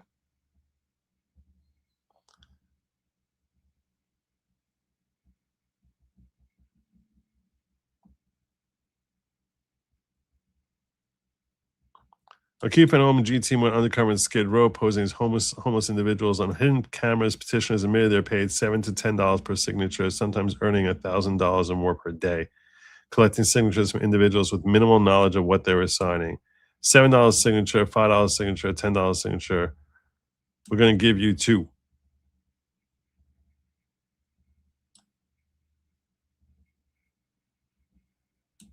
Populous, a political consulting firm, was circulating petitions funded by Uber, Delta, United, and the American Hotel and Lodging Association. On camera, one petitioner has said, "We have one that taxes billionaires 5%, one-time tax, 5%, and that's going to go towards healthcare." Other petitioners sought to overturn LA's $30 minimum wage for hotel and airline workers. So, yeah, obviously this is completely criminal. Now, you might think nothing's going to happen on this, but that's where you might be wrong. Hopefully, you might be wrong. Why is that? Well, Riverside County Sheriff Chad Bianco just seized 426 more boxes of ballots. He's seizing ballots and looking into the fraud in California elections. This is good news on the horizon, potentially, bringing the total to over 650,000 from November 2025's Prop 50 special election. Now, if you forgot, Prop 50 was when they were looking for a special dispensation that they needed to pass a proposition saying, hey, let's redistrict because we can. So let's redistrict. And that way we'll take 5 seats back or 7 seats back. We'll redraw our maps and hopefully get 7 more seats in the 2026 election. So they got Prop 50 passed, and California's Attorney General Rob Bonta ordered him to stop, but Bianco refused. Prop 50 redrew California's congressional districts and shifted multiple seats toward Democrats, potentially. The investigation was triggered by a tip from Riverside Election Integrity Team, a local activist group that claimed a discrepancy of 45,896 votes between official results and their handwritten ballot counts. State officials put the actual discrepancy at 103 votes. I don't know how you can be off by that much. The registrar explained the gap at a February Board of Supervisors meeting. The activist group counted handwritten intake logs, reference guides used by poll workers prone to human error, never intended as final tallies. The machine count certified to the state differed by 103 votes. Bianco called that explanation some excuse and seized the ballots anyway. Bianco held a press conference on March 20th, called it a fact-finding mission. Multiple lawsuits have since been filed to block the recount and return the ballots. So this is a different type of fraud than what O'Keefe was talking about, potentially. Here is the report. Seizes more voter ballots from last November's election. Good evening. This is the KTLA 5 News at 5:30. I'm Cher Calvin. And I'm Micah Ullman. Bianco says he is investigating claims of voter fraud. His actions have alarmed state law enforcement officials who have already told Sheriff Bianco to halt the investigation. Why would it alarm you? Why are you afraid? KTLA Shelby Nelson is live from Riverside with the controversy. Shelby. Sure, Micah, this is really heating up. Last Friday, Riverside County Sheriff Chad Bianco had talked about what he was doing, what he was looking into. Well, it wasn't until this week, AG Rob Bonta tells us that they learned that Bianco and his office had already started seizing an additional 426 more boxes of voter material. That's in addition to 1,000 boxes they had already received. Law enforcement should not be involved in overseeing elections or counting ballots. Why? Why not? What are you afraid of? Oh no, too much sunlight, block the sun, block the sun. What are you so afraid of? That is not their role. In the latest pushback to Riverside County Sheriff Chad Bianco's claims of potential election fraud, claims that are so far unsubstantiated, local leaders of the Inland Empire are calling on his department to return more than 650,000 ballots they seized last month. The move coming one day after UCLA's Voting Rights Project filed a petition with the California Supreme Court to have Bianco return the ballots. This is a campaign stunt. This is political theater. He needs to save this for his time off and actually work in his capacity as sheriff.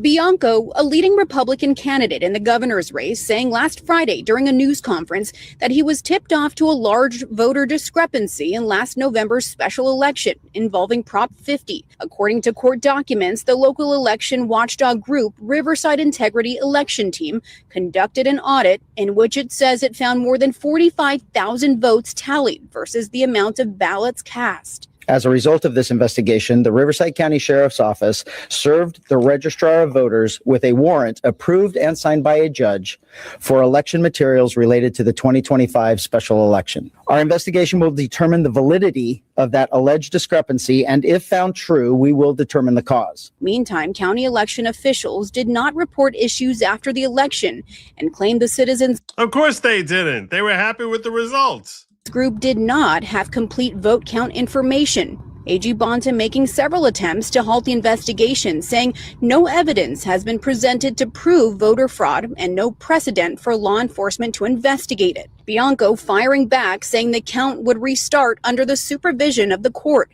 Experts believe the sheriff was strategic in his will to investigate just months before the primary election. Well, it's important to remember the sheriff is running for governor. And that is a factor. That is a factor. This is exactly the type of red meat that we MAGA would savor. So, you know, I'm glad they have Einstein here to point it out. And I mean Einstein like literally with the whole, at least by hairstyle. He went with the Einstein hairstyle. And Riverside County does not have a great deal of visibility in California. This is exactly the kind of activity that would appeal to Trump voters. Thursday, That's true. That's true. It would. It would appeal. I have to give him that. I have to give him that. It is something that would appeal to voters. Attorney General's office filed for emergency relief from the court. But in the wake of everything we just saw with James O'Keefe's investigation, I think he's barking up the right tree. To pause the investigation and for the sheriff to comply. In response to sending many questions to Bianco, he wrote back, "They aren't leaders. They are political puppets playing a role. A judge signed the warrant and said it was legal. I don't care what ill-informed and ignorant politicians claim." There you go. Not backing down. Bianco tells me the counting is on hold right now. In the meantime, a hearing is scheduled for Monday at 8:30 in the morning here in Riverside to determine what is next. Reporting live in Riverside, I'm Shelby Nelson. I don't envy his objective there, going into the den of evil. But I guess that's what you got to do. Face the lions like Daniel. And while we're talking about elections, we should talk about the Save America Act, because it's been a minute. It's been a minute.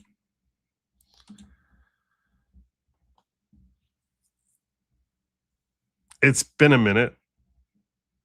I would ask you to please hit the like button. That would be very kind of you. Thank you. Thank you, AK Log Cabin Films. Here's Donald Trump telling John Thune what the hell he needs to do. I'm going to go down the tubes, but I would terminate the filibuster and I'd take a vote and I'd have everything done and I'd vote on voter ID and I'd vote on citizenship. I'd vote on no mail-in ballots other than if you're, military or you're ill or you're traveling. I mean, I'll be generous about it, but no mail-in ballots are inherently dishonest. Jimmy Carter said that the greatest thing Jimmy Carter ever did was after he got out of office, because his tenure in office was not good. He did something that is horrible. He gave away a thing called the Panama Canal for $1. This was perhaps the worst deal ever made. The Panama Canal. It makes the Manhattan deal look like the Indians rooked us. For $1 was not good. It was I don't know if you know, Panama Canal was the most expensive thing, if you bring it to current dollars, ever built in the history of our country. In the history of the world. I'm going to go down the tubes. But I love how he weaves over the Panama Canal. I don't know what the hell. He was thinking about how Carter basically was like, he had his Heritage Foundation, which basically said that mail-in ballots are the easiest way to commit fraud. So that's what he was starting to say when all of a sudden he got it. He started thinking about what Jimmy Carter did as president, and next thing you know, he's talking about the Panama Canal. It's like, all right, we got a short clip here, President Trump. Just get to the point. He's weaving. The clip died before he was able to weave his way back. But yeah, that is where he was going with that. In case you're wondering, I happen to recall that that's what Carter's Heritage Center, whatever his stupid organization is called, that they were looking into election fraud. To my recollection. All right, it's time for me to start talking to you all about Iran, because I got lots here on Iran. We got a lot of stuff on Iran. This is not it. That's not it. I'm looking at the wrong thing. All right, I gotta go to my Brave browsers. I got my Brave browsers, my Chrome browsers. We got it all going on here.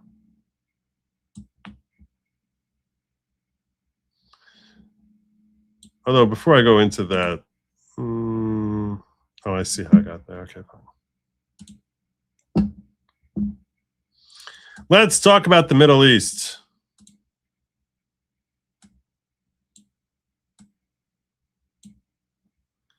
First and foremost, I haven't mentioned this in a minute, so I'm going to bring this up. One of the things that I think was purposefully created during the whole Israel-Gaza conflict, which I avoided as much as I humanly could. In case you can't appreciate just how hard I was avoiding Israel-Gaza, basically from like November 2023 onward,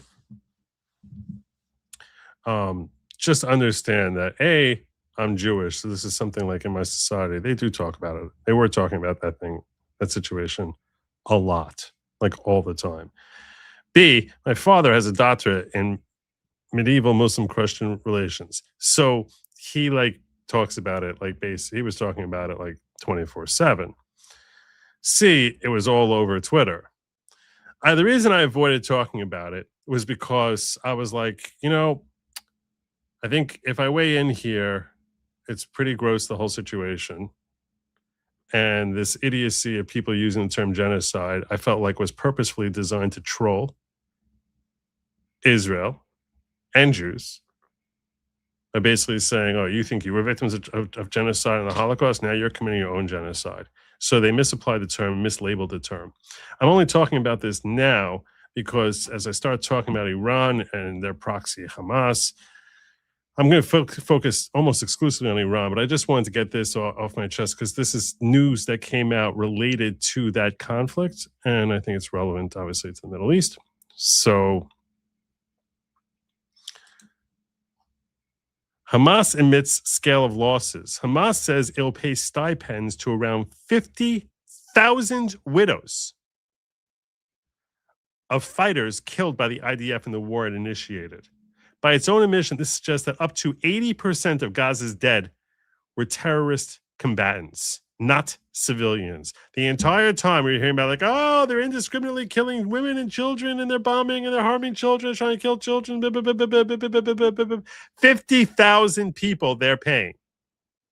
Militant widows of fighters. 50,000. As A.I. Jacoby points out, well, that ends the debate on deaths in Gaza. Hamas itself is admitting that 80% of casualties were combatants. There was never a genocide.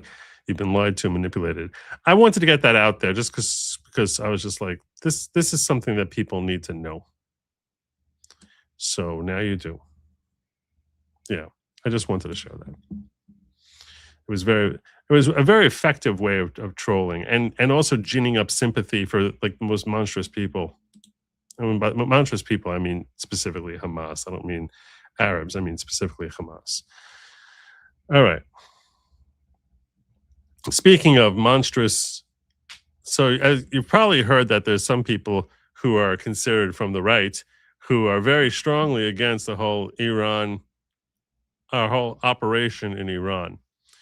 And one of the things that came out yesterday is they were talking about how America was bombing water plants, which is a war crime. This is what they were saying. Let me just download this. I'll do it this way. Let's make it like a little bigger for you.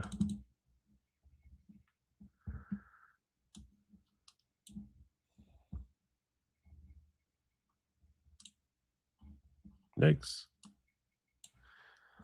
The night hadn't even ended, and we've yet another major escalation, which makes no sense. Makes no sense.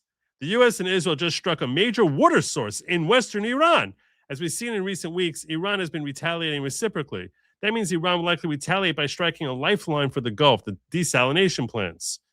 Qatar get 90% of the drinking water from these plants. Bahrain, Oman, and Kuwait over 90%. Saudi, UAE over 50%. The destruction of these plants is existential for these countries. So why put the Gulf countries at such major risk? And to make things even more bizarre, the strike on Iran's water facility won't have a massive impact on the country. They have access to a lot of rivers, dams, and reservoirs. This means that the impact this has on Iran will be minimal. So why are they doing that one? Why would you go for maximum casualties if that's what you're going to do? While Iran's retaliation could cause massive damage to the Gulf. So again, why was this target struck? Is the goal to hurt the Iranian people while also severely hurting American allies in the Gulf? And more importantly, who's behind it? Who benefits from such a scenario? My bet is on Israel. And without U.S. approval, my below post explains why this is my assumption. As I said time and again, this war is not making sense in so many ways. This is Mario. Well, turns out it wasn't just a water plant that they were bombing. No, it was specifically... It wasn't some drinking water source. They bombed a heavy water facility, which has nothing to do with drinking water. Heavy water is water in which the hydrogen atoms are mostly with deuterium, a heavier form of hydrogen. It's used in nuclear facilities. That's why they did it. Mario Nofel, I don't know. I wouldn't call him a liar. I don't like throwing that term around. And I don't think he intentionally spreads this information, but this is alarmism. We'll call it we'll generously refer to it as alarmism. And yes, I know all about Mario and his, all his claims about his other stuff, and maybe he is a complete total liar grifter. I'm simply saying this is just pathetic. Pathetic. Heavy water facility, you're basically trying to imply that they're trying to starve them out for water. It's awful. Now, with that being said,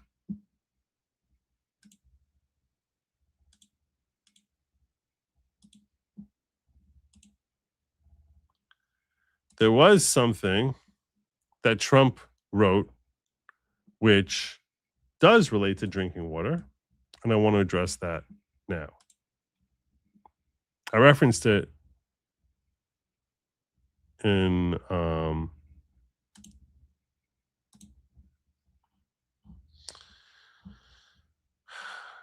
I referenced this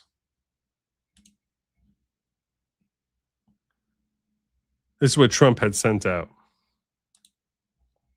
The United States of America is in serious discussions with a new and more reasonable regime to end our military operations in Iran. That sounds good.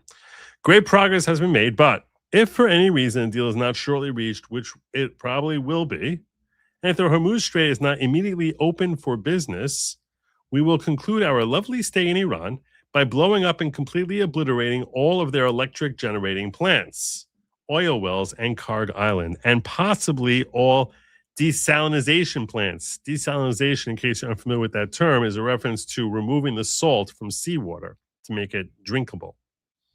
So they have desalinization, as it means removal of salt. So that's in order to convert seawater into drinking water, they have desalinization plants.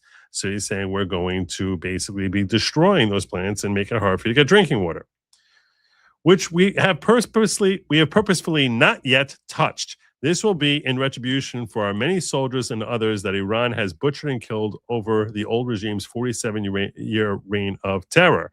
Thank you for your attention to this matter, President Donald J. Trump. Now, I want to be clear here on this, okay? A lot of folks referring to this as a war crime. And that's what they're calling it. I do think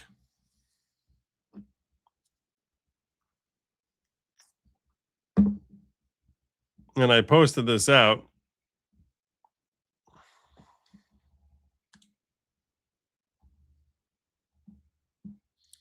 that I agree that bombing a desalination plant would be a war crime. It's what he's doing is threatening to commit a war crime. And I don't love that he's threatening to commit a war crime because I don't think that's effective negotiation strategy. Now, he's familiar with the parties he's dealing with, so I'll defer to him somewhat. But if they call his bluff on this, he's either going to have to commit a war crime or look like he makes empty threats, which is not a great situation, not a great position to be in. And it also was an unnecessary thing. You could have just stuck with the electrical. And this is the point. When you talk about what part of this is a war crime, he's saying attacking civilian infrastructure and acutely desalinization plants. There is a very big difference between desalinization plants, which he references here, and possibly all desalination plants, and sources of energy. The reason for that is that sources of energy could be a method of, destroying that could be a tactical advantage toward defeating your opponent in a way that's designed to strip them of their ability to attack you. And that would not be a war crime. The same action could be either a war crime or not, depending on what your objective is behind when you're doing it. So if you're on your way out, you're flying out of Iran, and on the way you bomb an energy plant, that's a fair argument you can make that's a war crime. You're just trying to hurt the populace. And potentially that can cause lives. Lack of electricity, you can imagine a lot of scenarios where that could lead to death, right? Because hospitals can't function and things of that nature. All of a sudden, someone who's on life support doesn't have energy, drops dead 20 minutes after the power goes out. So you can certainly see how that could be a war crime.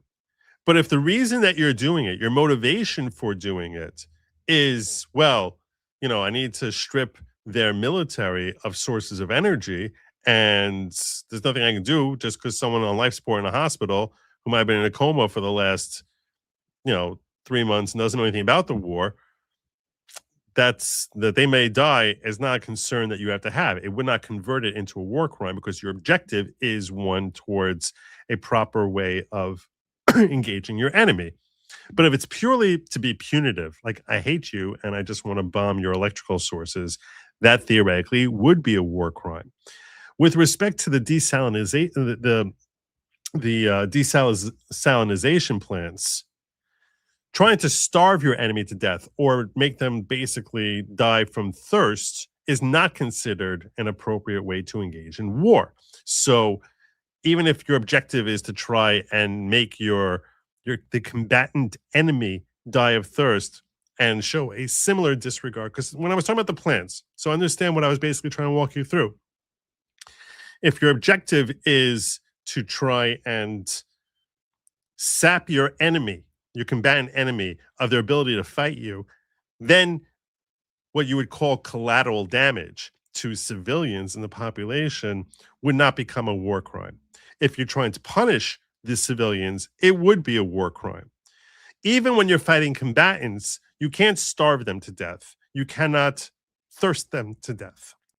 So in that sense, that's why knocking out a desalinization plant doesn't have what's considered a justifiable military objective, and that would qualify potentially as a war crime. I'm not calling something a war crime before the fact. I'm simply saying what he's describing here, specifically with the desalinization plants, could theoretically be a war crime. I think that's why he even puts it in quotes, and possibly desalinization plants. Now, if he's really on his way out, meaning we'll conclude our lovely stay in Iran by blowing up, completely obliterating. If you mean while you're leaving that you're going to do that, that's not okay. Blowing up electric generating plants and oil wells in Karg Island, that would not be okay. If it's a matter of saying, hey, I don't want them to have oil for their tanks or their planes, so I'm blowing that up, that would be okay. So if your plan is to continue fighting them, then it's okay. Otherwise, it's not.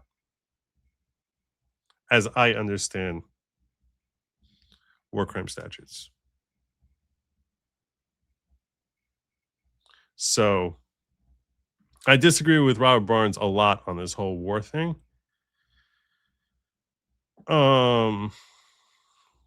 This particular post, I think, is probably mostly accurate. So, and as a strategically, I don't think it's his best move. I think he's done better. But do you think Trump won't take care of the populace in regards to desalinization or power? He will take care of the Iranian people 100%. I don't think he's really going to bomb the water plants. I mean, the desalinization plants. The heavy water, yeah, sure. I don't think that's Israel acting. See, the way Mario thinks, like, oh, Israel was acting without authority from the U.S. You know, loose cannon. I don't think that's it at all. But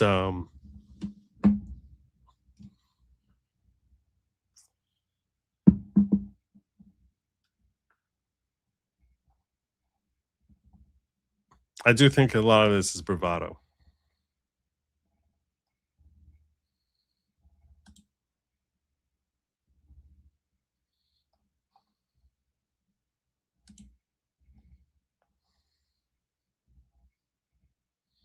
All right.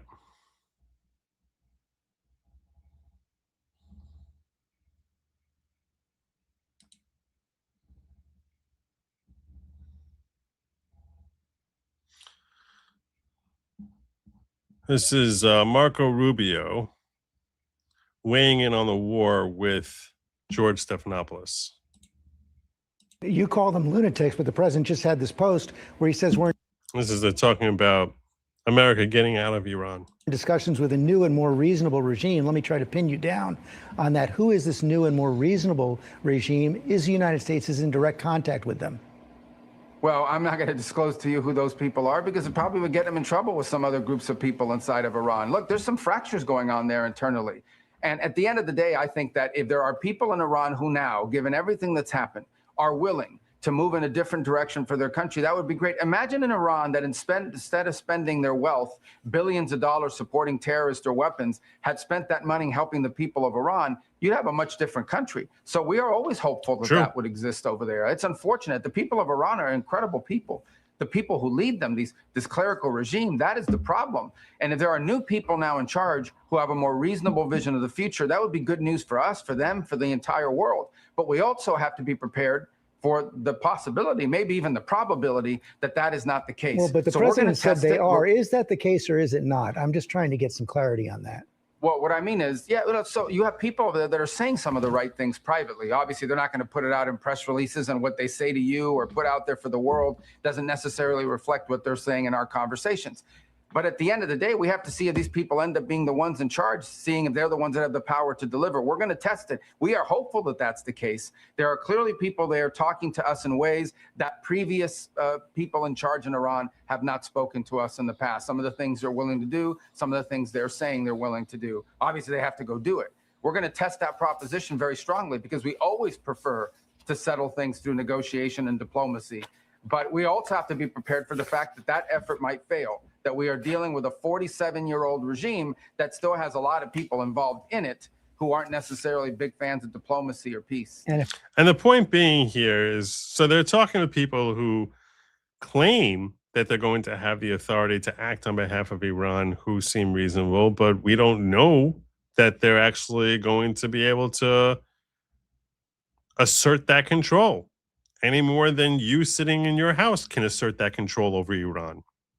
You know, so, I mean, hopefully these are people who are more likely than you are, I would imagine, unless Rez is watching this, unless Pahlavi is watching this right now, you know, they're more likely than you to have that control, but that doesn't mean that they're going to have that control. So that's why he's like, look, we're talking to the people and we have, you know, ideas for how we're going to structure this going forward.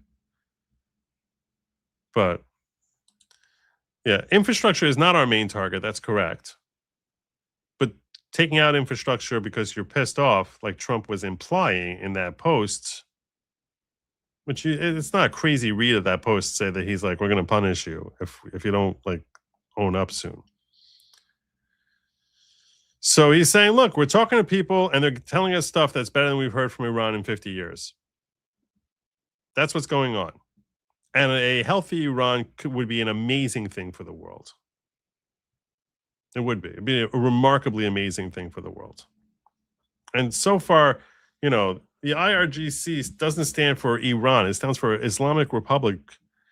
It's purely about enforcing religious fanaticism. So question is whether you can assert control over the IRGC, the people that he's talking to. If it fails, the war expands? What's that? I'm sorry? If it fails, the war expands? Well, the war is about this operation, okay, and that's what this is. It's about very specific objectives. The president laid them out on the first night of the operation. I'll repeat them to you now because I hear a lot of talk about we don't know what the clear objectives are. And this is really key. Here are the 4 objectives he's about to lay out for you as to why it is that we're here. I even have a different clip of him. I'll pull that up. Here he is laying out his 4 objectives. So pay close attention. These are 4 objectives. This operation, okay, and that's what this is. It's about very specific objectives. The president laid them out on the first night of the operation. I'll repeat them to you now because I hear a lot of talk about we don't know what the clear objectives are. Here they are. You should write them down. Number 1, the destruction of their Air Force. Number 2, the destruction of their Navy. Number 3, the severe diminishing of their missile launching capability. And number 4, the destruction of their factories so they can't make more missiles and more drones to threaten us in the future. All of this so that they can never hide behind it to acquire a nuclear weapon. That was our objective from the beginning. That remains our objective now. We are on pace and, in fact, ahead of schedule on some of those things. And we are going to achieve those things in a number of weeks, not in a number of months. Number of weeks, not a number of months. So that's definitely very good news. Destruction of the Air Force, destruction of the Navy, severe diminishing of the missile launching capability, and destruction of the missile factories.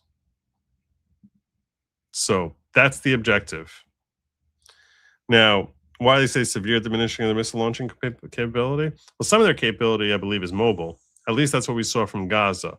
Like they were able to like roll out like these missile launchers and then just roll them into like safety and like cart them off somewhere else by truck.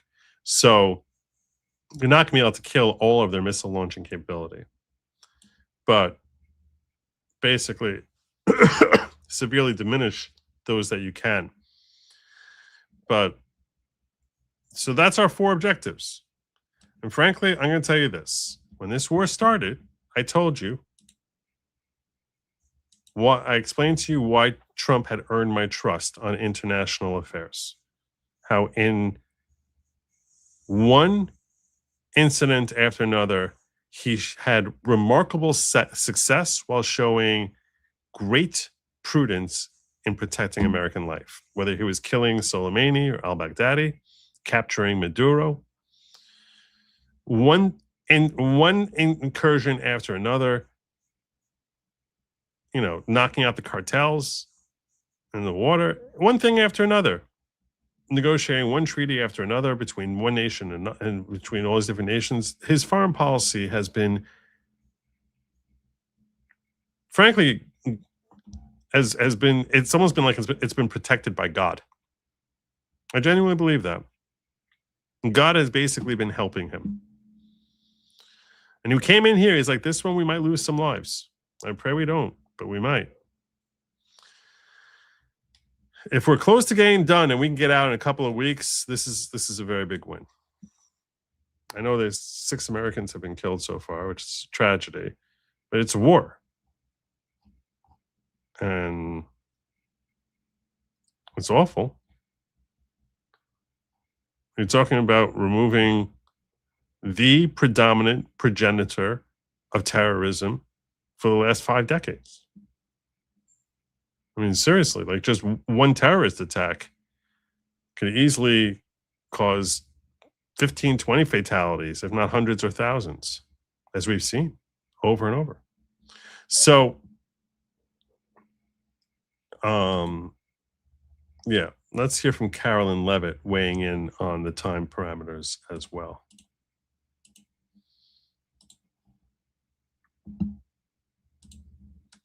Stephen. Thank you, Caroline. 2 questions, one on TSA, one on Iran. On TSA, for ordinary Americans watching the briefing, how long until everything goes back to normal at airports after the president's action? And then on Iran, on the time frame, President Trump initially said about 4 weeks. Secretary of State Rubio on Friday reportedly said it might be another 2 to 4. Is 2 to 4 the current ballpark that the administration is thinking? With respect to the timeline, again, the president, commander-in-chief, the Pentagon has always stated 4 to 6 weeks estimated timeline for Operation Epic Fury. We're on day 30 today. So again, you do the math on how much longer the Pentagon needs to fully achieve the objectives of Operation Epic Fury, which I will reiterate: destroy the Iranian Navy, destroy their ballistic missiles, dismantle their missile and drone production infrastructure, significantly weaken their proxies throughout the course of this operation, and then, of course, preventing Iran from ever obtaining a nuclear weapon. So she's still sticking with the 4 to 6 weeks, which means we'll be out of there in 2 weeks or so. By any kind of math you do, which that would be amazing.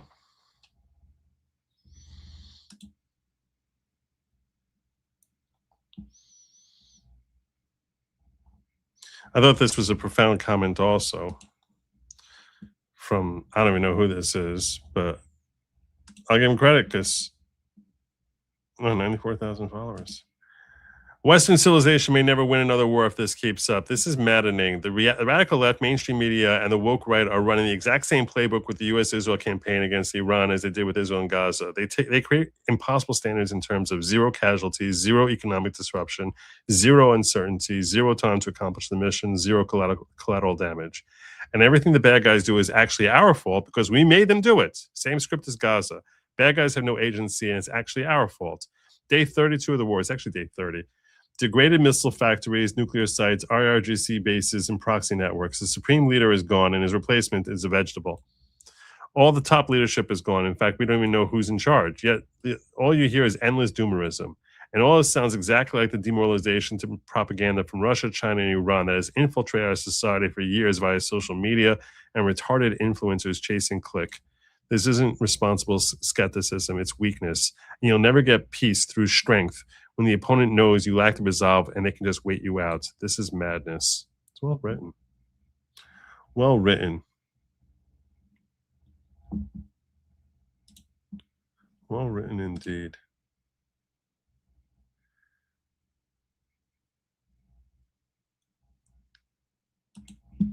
One guy who all of a sudden doesn't want to send ground troops in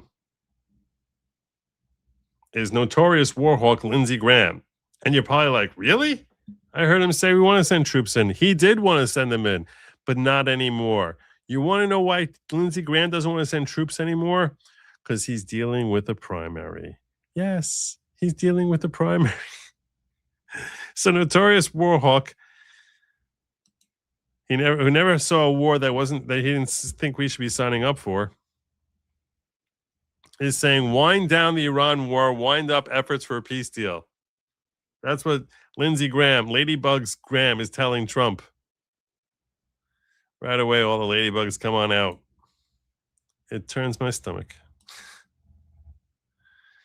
Senator Lindsey Graham said Monday he has encouraged President Trump to wind down the Iran war and wind up efforts to peace deal, while noting that it would take an agreement from both parties to resolve the conflict in the Middle East. Keep it up, Mr. President. Wind down the war and wind up efforts for an historic peace deal, Graham wrote in his post on social platform X, responding to Trump's Truth Social post touting serious discussions with what Trump described as new and more reasonable regime in Iran. Graham has recently come under criticism for public comments that seem to suggest support for using ground troops in Iran. Quote, Washington's war machine is hard at work. They're trying to drag us into Iran to make us into another Iraq. We can't let them, Representative Nancy Mace wrote on a post on X. And yes, when we say Washington's war machine, we mean Lindsey Graham. Graham continued to support military action in his remarks on X, but he leaned toward finding a diplomatic solution. I support diplomatic efforts to end the conflict consistent with our military objectives, but it takes two to tango. Necessity for military action is weeks, not months, and Operation Arrow Fury is well ahead of pace. The hope for me has always been that by neutralizing Iran as the largest state sponsor of terrorism, it will open the gateway to peace, allowing Saudi Arabia and Israel to normalize their relationship, effectively ending the Arab-Israeli conflict. If this historic normalization deal between Saudi Arabia and Israel occurs, it will be due to President Trump's bold, decisive leadership in dealing with the Iranian threat so that they can no longer be a spoiler for peace like they were on October 7th, Graham wrote Monday, after previously floating a mutual defense agreement with Saudi Arabia. This guy here, it's like he won't say anything to get reelected. There's nothing he won't say to get reelected. He's such a politician. He's such a politician.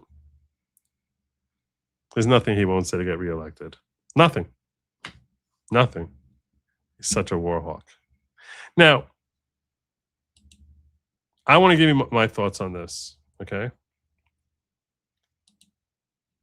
Oops. My thoughts on this.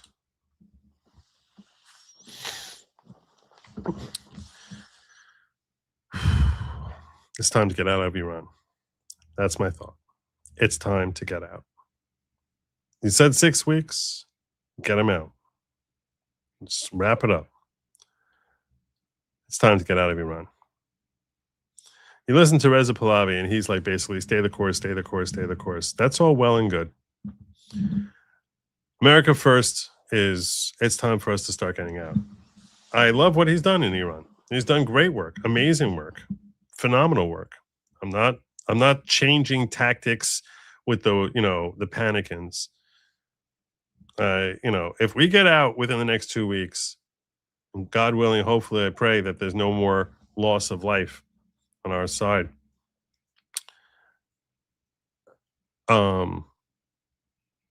This is a remarkable success. But we let's get out. It's time. It's time to start wrapping it up. And here's the thing. And the reason that the time is so critical is frankly because of election season. If you told me that, hey, troops are going to have to be in there and they could really make sure that Iran is stabilized, and I could believe it, which, Middle East, it's hard to believe anything's ever stable. But if I could actually even believe it, you give me a crystal ball, right? If I had a crystal ball and you told me if America sends troops in, 6 months will be there, and then Iran will be like the backbone of a healthy Middle East for the next 50 years. Right? If I had that crystal ball, I would still say to you, it's all amazing. Sounds remarkably awesome. We're going to get destroyed in the elections. Can't do it. Can't do it. Now, and that's why I'm like, bring them home. In theory, in the second week in November, next year, you can go back. But right now, we have elections.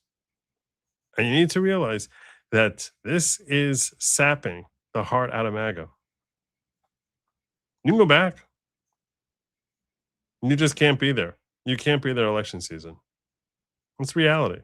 It's a political reality because at the end of the day, we need to be strong enough to actually win elections. And when I say go back, I'm not saying go back for years, but I'm saying is you need to go back in for like another few weeks, straight and kick some ass again. I don't care.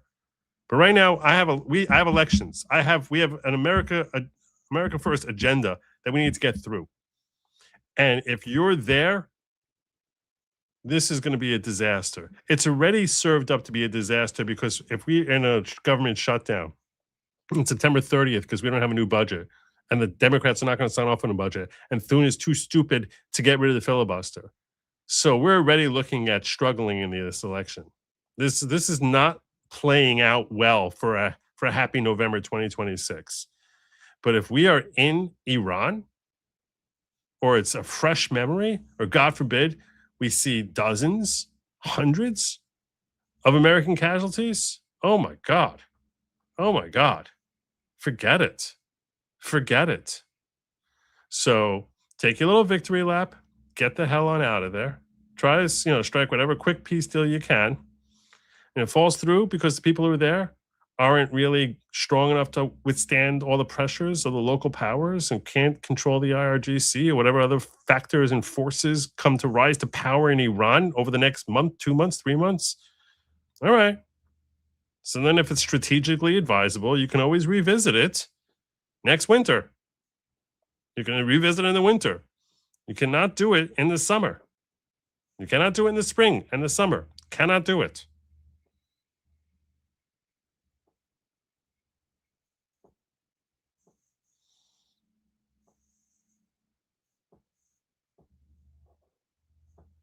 You say I'm sounding like a politician.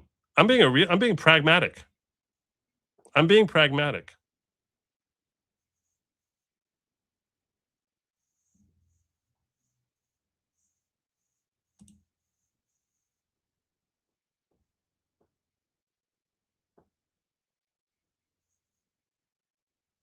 Oh, I agree with you. I think he is complicit. And by the way, this is ideal also. Let the IDF handle it. You say to Bibi, hey, look, we gave you the help that we can give you. I'm done here. You fix it.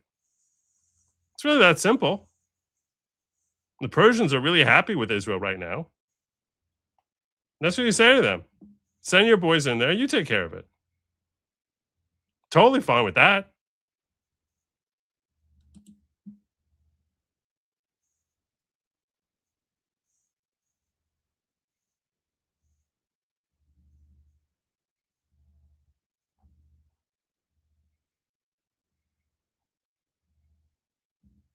But yeah, I think we need to start getting out. I think we need to start winding down. The Zillion says, Joe, can we kill NGOs funded by foreign governments pushing a further divide in our country? I would love that. I would love that. Share a link with me here.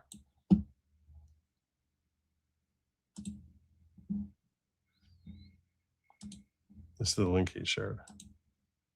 Over 500 groups worth roughly $3 billion are behind the No Kings protests, including People's Forum, Party for Socialism and Liberation, the Answer Coalition, and Code Pink. Same networks tied to the Chinese-funded Cuban convoy. This is CCP aligned astroturfing. A lot of them are funded by. There are 500 groups involved, worth about $3 billion in revenue behind the protests.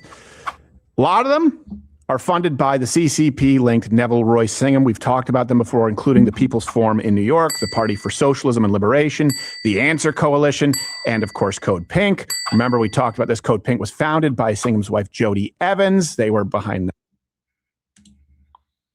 Oh, we can win, but we need to actually, be strategic about how we approach this. And what's a win also? I mean, if we come out with the hold serve exactly where we're at, is that a win? That whole Cuba thing. where they went and gave a bunch of supplies to the communist government so they could assist them in murdering and silencing more dissidents. Here we have Madeline Pendleton, an activist from that convoy, openly discussing, so don't take my word for it, openly discussing communist Chinese funding and how they would like more of it.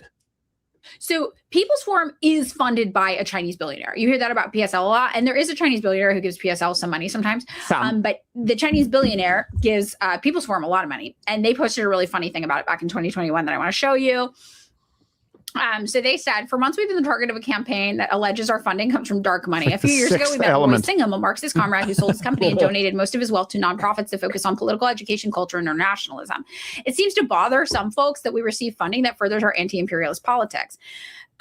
It seems to bother them even more that our funder is also a staunch anti-imperialist whose work goes back to the Black Panthers and the LRBW in Detroit. The folks who make allegations against us are steeped in the worst kind of racism, believing somehow that our funding robs us of agency and self-determination. Roy follows in the footsteps of his father, Archie, a committed activist for national liberation. We've got that open too.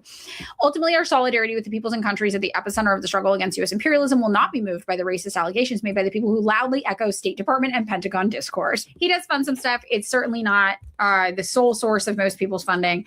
No, $3 billion is totally organic. And also, who cares? He's a leftist. He sold his company, he got rich, he wants to give all his money away, right? If fucking Cardi B was doing all of this for the Democratic Party, you'd be patting her on the back.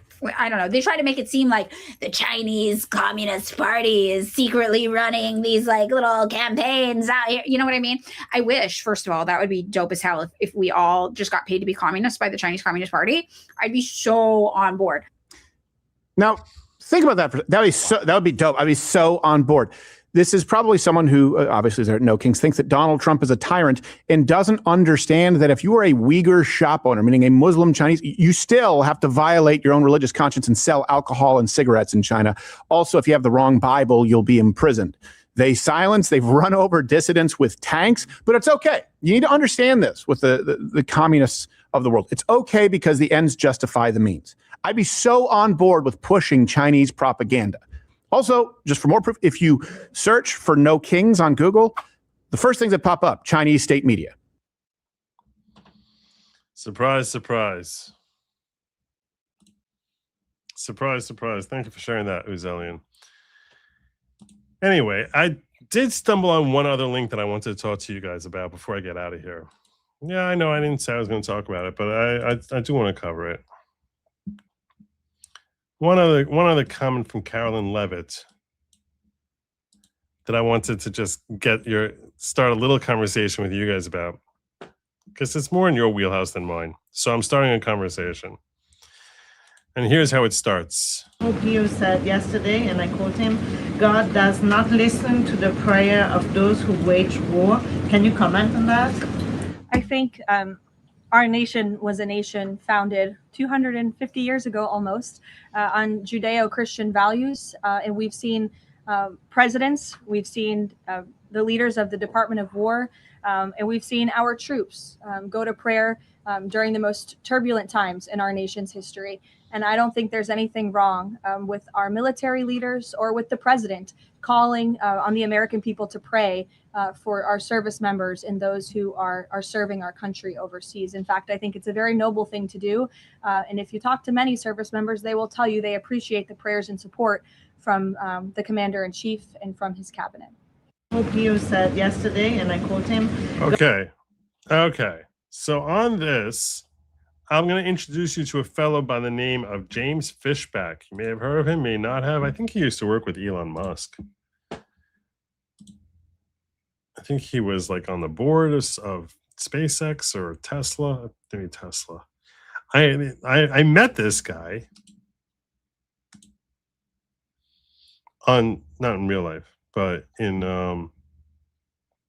I met him in a space, as I recall, during the summer.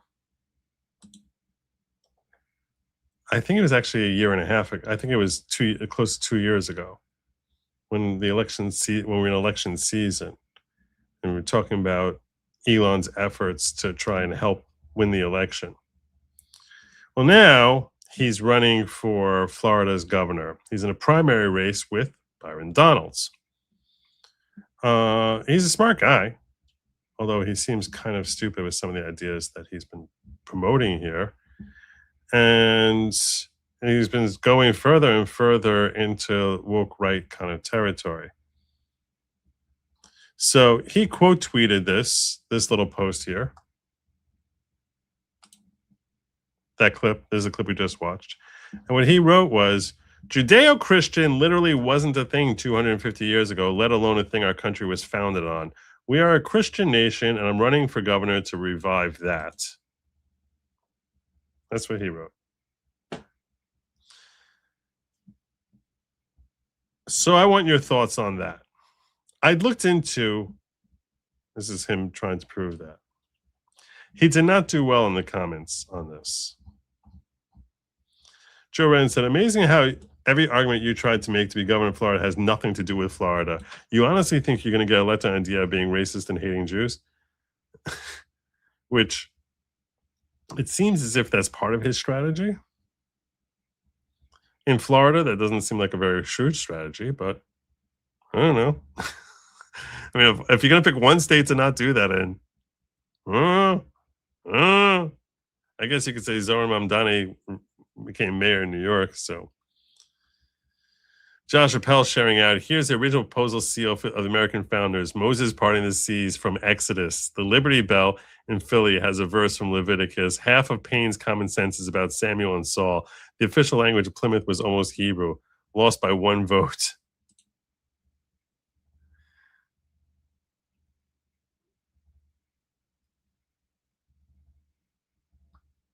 Synagogues, anyway, so he goes to the whole thing about Jews and whatever.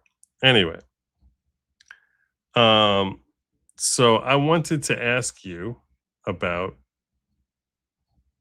your thoughts about the term Judeo-Christian versus, I actually looked into this a little bit more, historically what our founding fathers were. I read some of the writings from Thomas Jefferson and Adams, and they seem to talk about deism, and you can see how influenced by the Enlightenment age they were, that they're very philosophical about God. Judeo-Christian, so that led me towards asking Grok the difference between enlightened, what's called enlightened Christianity, which is what the founders practiced or would have thought of themselves as enlightened Christians, versus Judeo-Christians, and what the distinction is. I don't know if you've ever thought about this for yourself with respect to your own form of worship, but I did think this was an interesting to see, okay, what exactly is the difference between enlightened Christianity and Judeo-Christianity? Like, he's making such a big just saying Christianity, that doesn't mean anything. That just, that's like saying ice cream. It doesn't say what flavor at all. So Judeo-Christian is a modifier on the term Christian. So if you just say we're Christian, I'm running for government to revive that, I don't know what that means, unless you're referring to what the founding fathers were, which is enlightened Christianity. Enlightened Christianity is sounds a lot more woke than Judeo-Christianity, according to Grok. Meaning, Judeo-Christianity, enlightened Christianity is all about what feels philosophically and morally right and wrong, as opposed to Judeo-Christianity. Again, this is according to Grok, that's my sole source here. And while Grok can be helpful, I have referred to Grok on this program, and properly so, as the most intelligent retarded person you've ever met. So I don't know I'm curious about your thoughts. Do you think that our country is Judeo-Christian or some other type of Christianity? But Judeo-Christianity is distinguished from enlightened Christianity in the sense that it looks more towards the original source coming from the 5 books of Moses and a more rigid application of text than enlightened Christianity, which seems to be more about how do I feel about God. So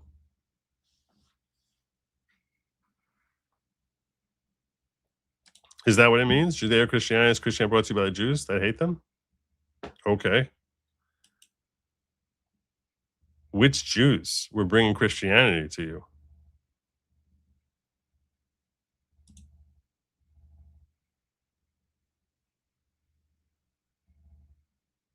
A Judeo-Christian is a Jewish follower of Jesus. So Jews for Jesus is Judeo-Christian? I've always heard the term Judeo-Christian, and I never really questioned it. I'm like, I don't know. Today's the first, I was today years old when I basically started looking into like what's the difference between Christian and Judeo-Christian. I know most Christians in this country are Protestant. That far I got. But I am curious about this distinction, which according to some people is a big deal.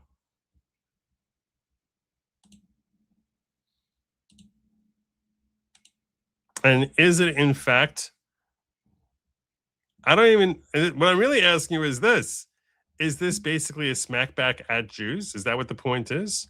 Which is how Misfit Patriot seems to take it. He's saying it as like being racist and hating Jews. Now, I don't know if he's referring to this post or other posts that Fishback has made. I don't really follow him very closely, this guy. So that's why I know that some of the things he's pointed out for in his run for governor have sounded really stupid. And I've called him out as being like, this isn't even like freaking logical. Which is why I sort of teased him that you're a man in search of a platform because your opponent has all the really good positions squared away. It's true. Byron Donalds is like basically, I think he's kicking his ass. I don't think it's going to be a close primary at all. But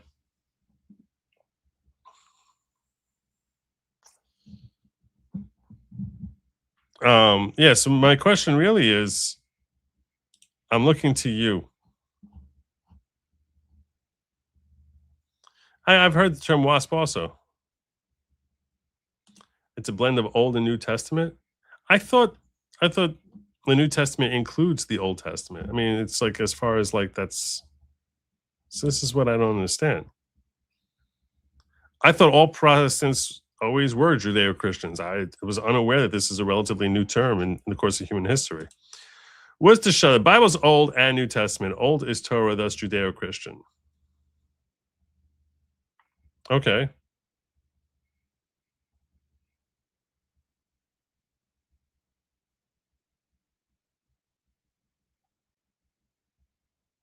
Remember, for 31 months. Good to see you, Worcestershire. I'm going to give you the horn. That's what I was saying. So if it's including the old and new, aren't all Christians Judeo-Christians? How is anyone who's a Christian not a Judeo-Christian?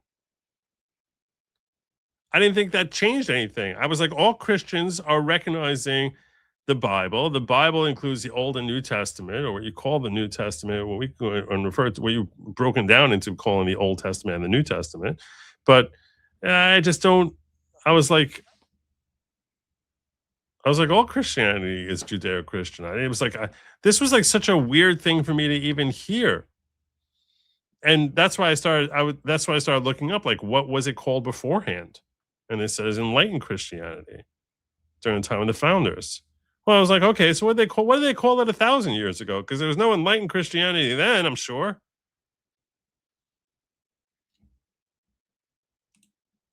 I guess that was before there was such. Then it was just Catholics. So Ecclesiastes 3:1-8, specifically verse 8, a time to love, a time to hate, a time for war, and a time for peace. I swear it's not too late.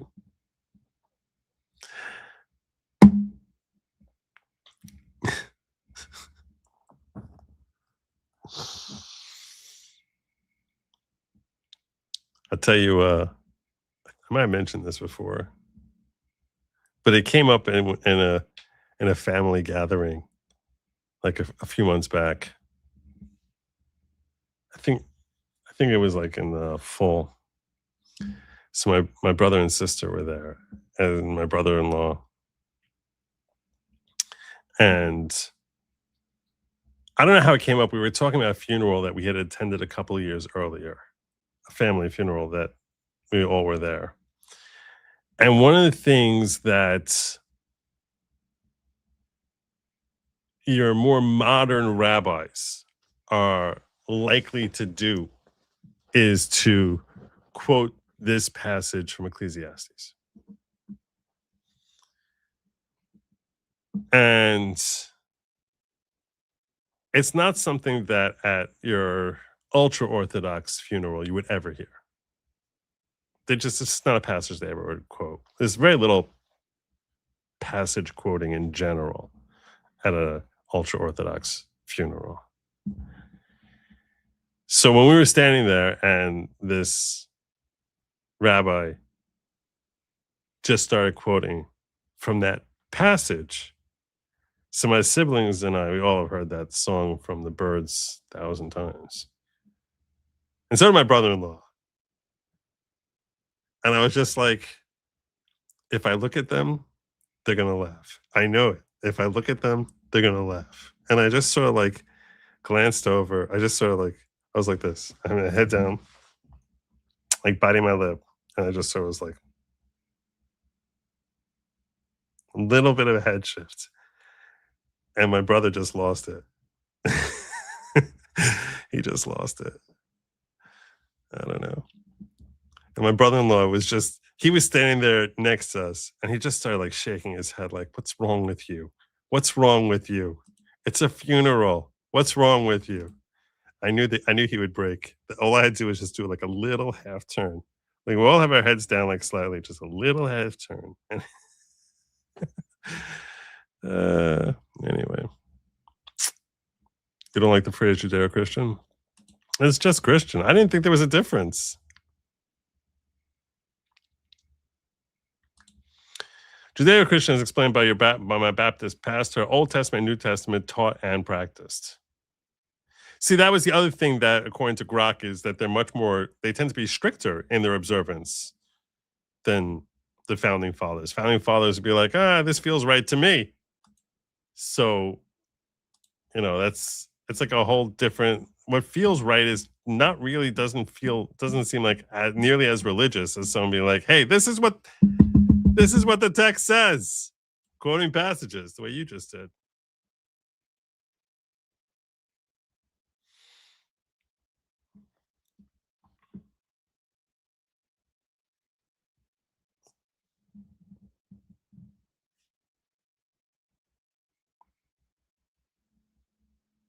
This is a plan. You should join Good Lawgic and Diggers over on Locals.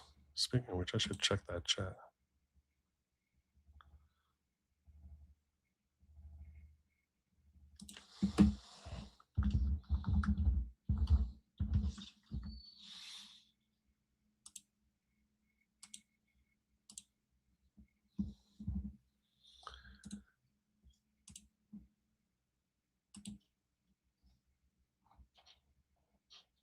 So there's no, that's what they need to do. Put the fun back in funeral. That's pretty funny. That's pretty funny. All right. I don't know. At least I got a little feedback. I got a little feedback.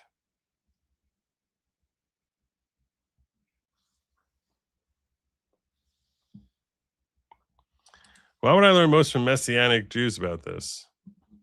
I don't even know what a Messianic Jew is. I have no idea what that is.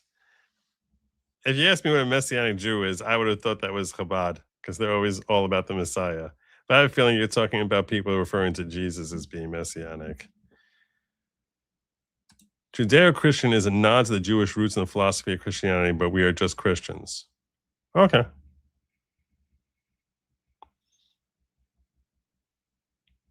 I don't care. You can call yourself Christians, call yourself Judeo-Christians. I don't care. And thank you. Thank you. I try. Maybe that's why I'm a good guy.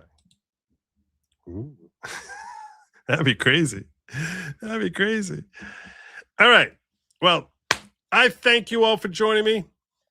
God willing, I will be back here tomorrow evening. I think Sin's probably going to be joining me tomorrow evening, if he remembers. I'll send him a text message and see if he remembers. But he should be joining me tomorrow evening. I will not be here on Wednesday evening. I will not be here on Thursday evening. We're shut down for the Jewish holiday of Passover, which starts Wednesday evening. So I will not be here Wednesday evening. I'm going to try to do a daytime stream either tomorrow or Wednesday. See, this is what I thought. It's originalist. Yes, that's what I thought. It's like going back to original text. It's like a little stricter.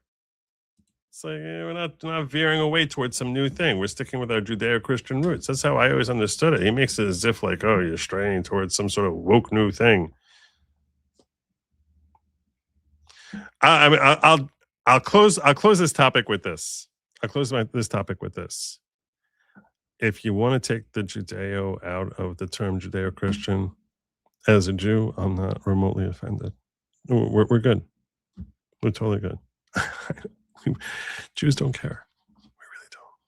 We don't care. Whatever you like, whatever makes you happy, go for it. It's fine. That's all I got. The other thing I'll tell you is lab meat was never meant for you. It's meant for they, them. And do not eat as a bugs. Don't do it. I thank you for joining me. I look forward to seeing you tomorrow. Till then, have a good night. And as always, Godspeed.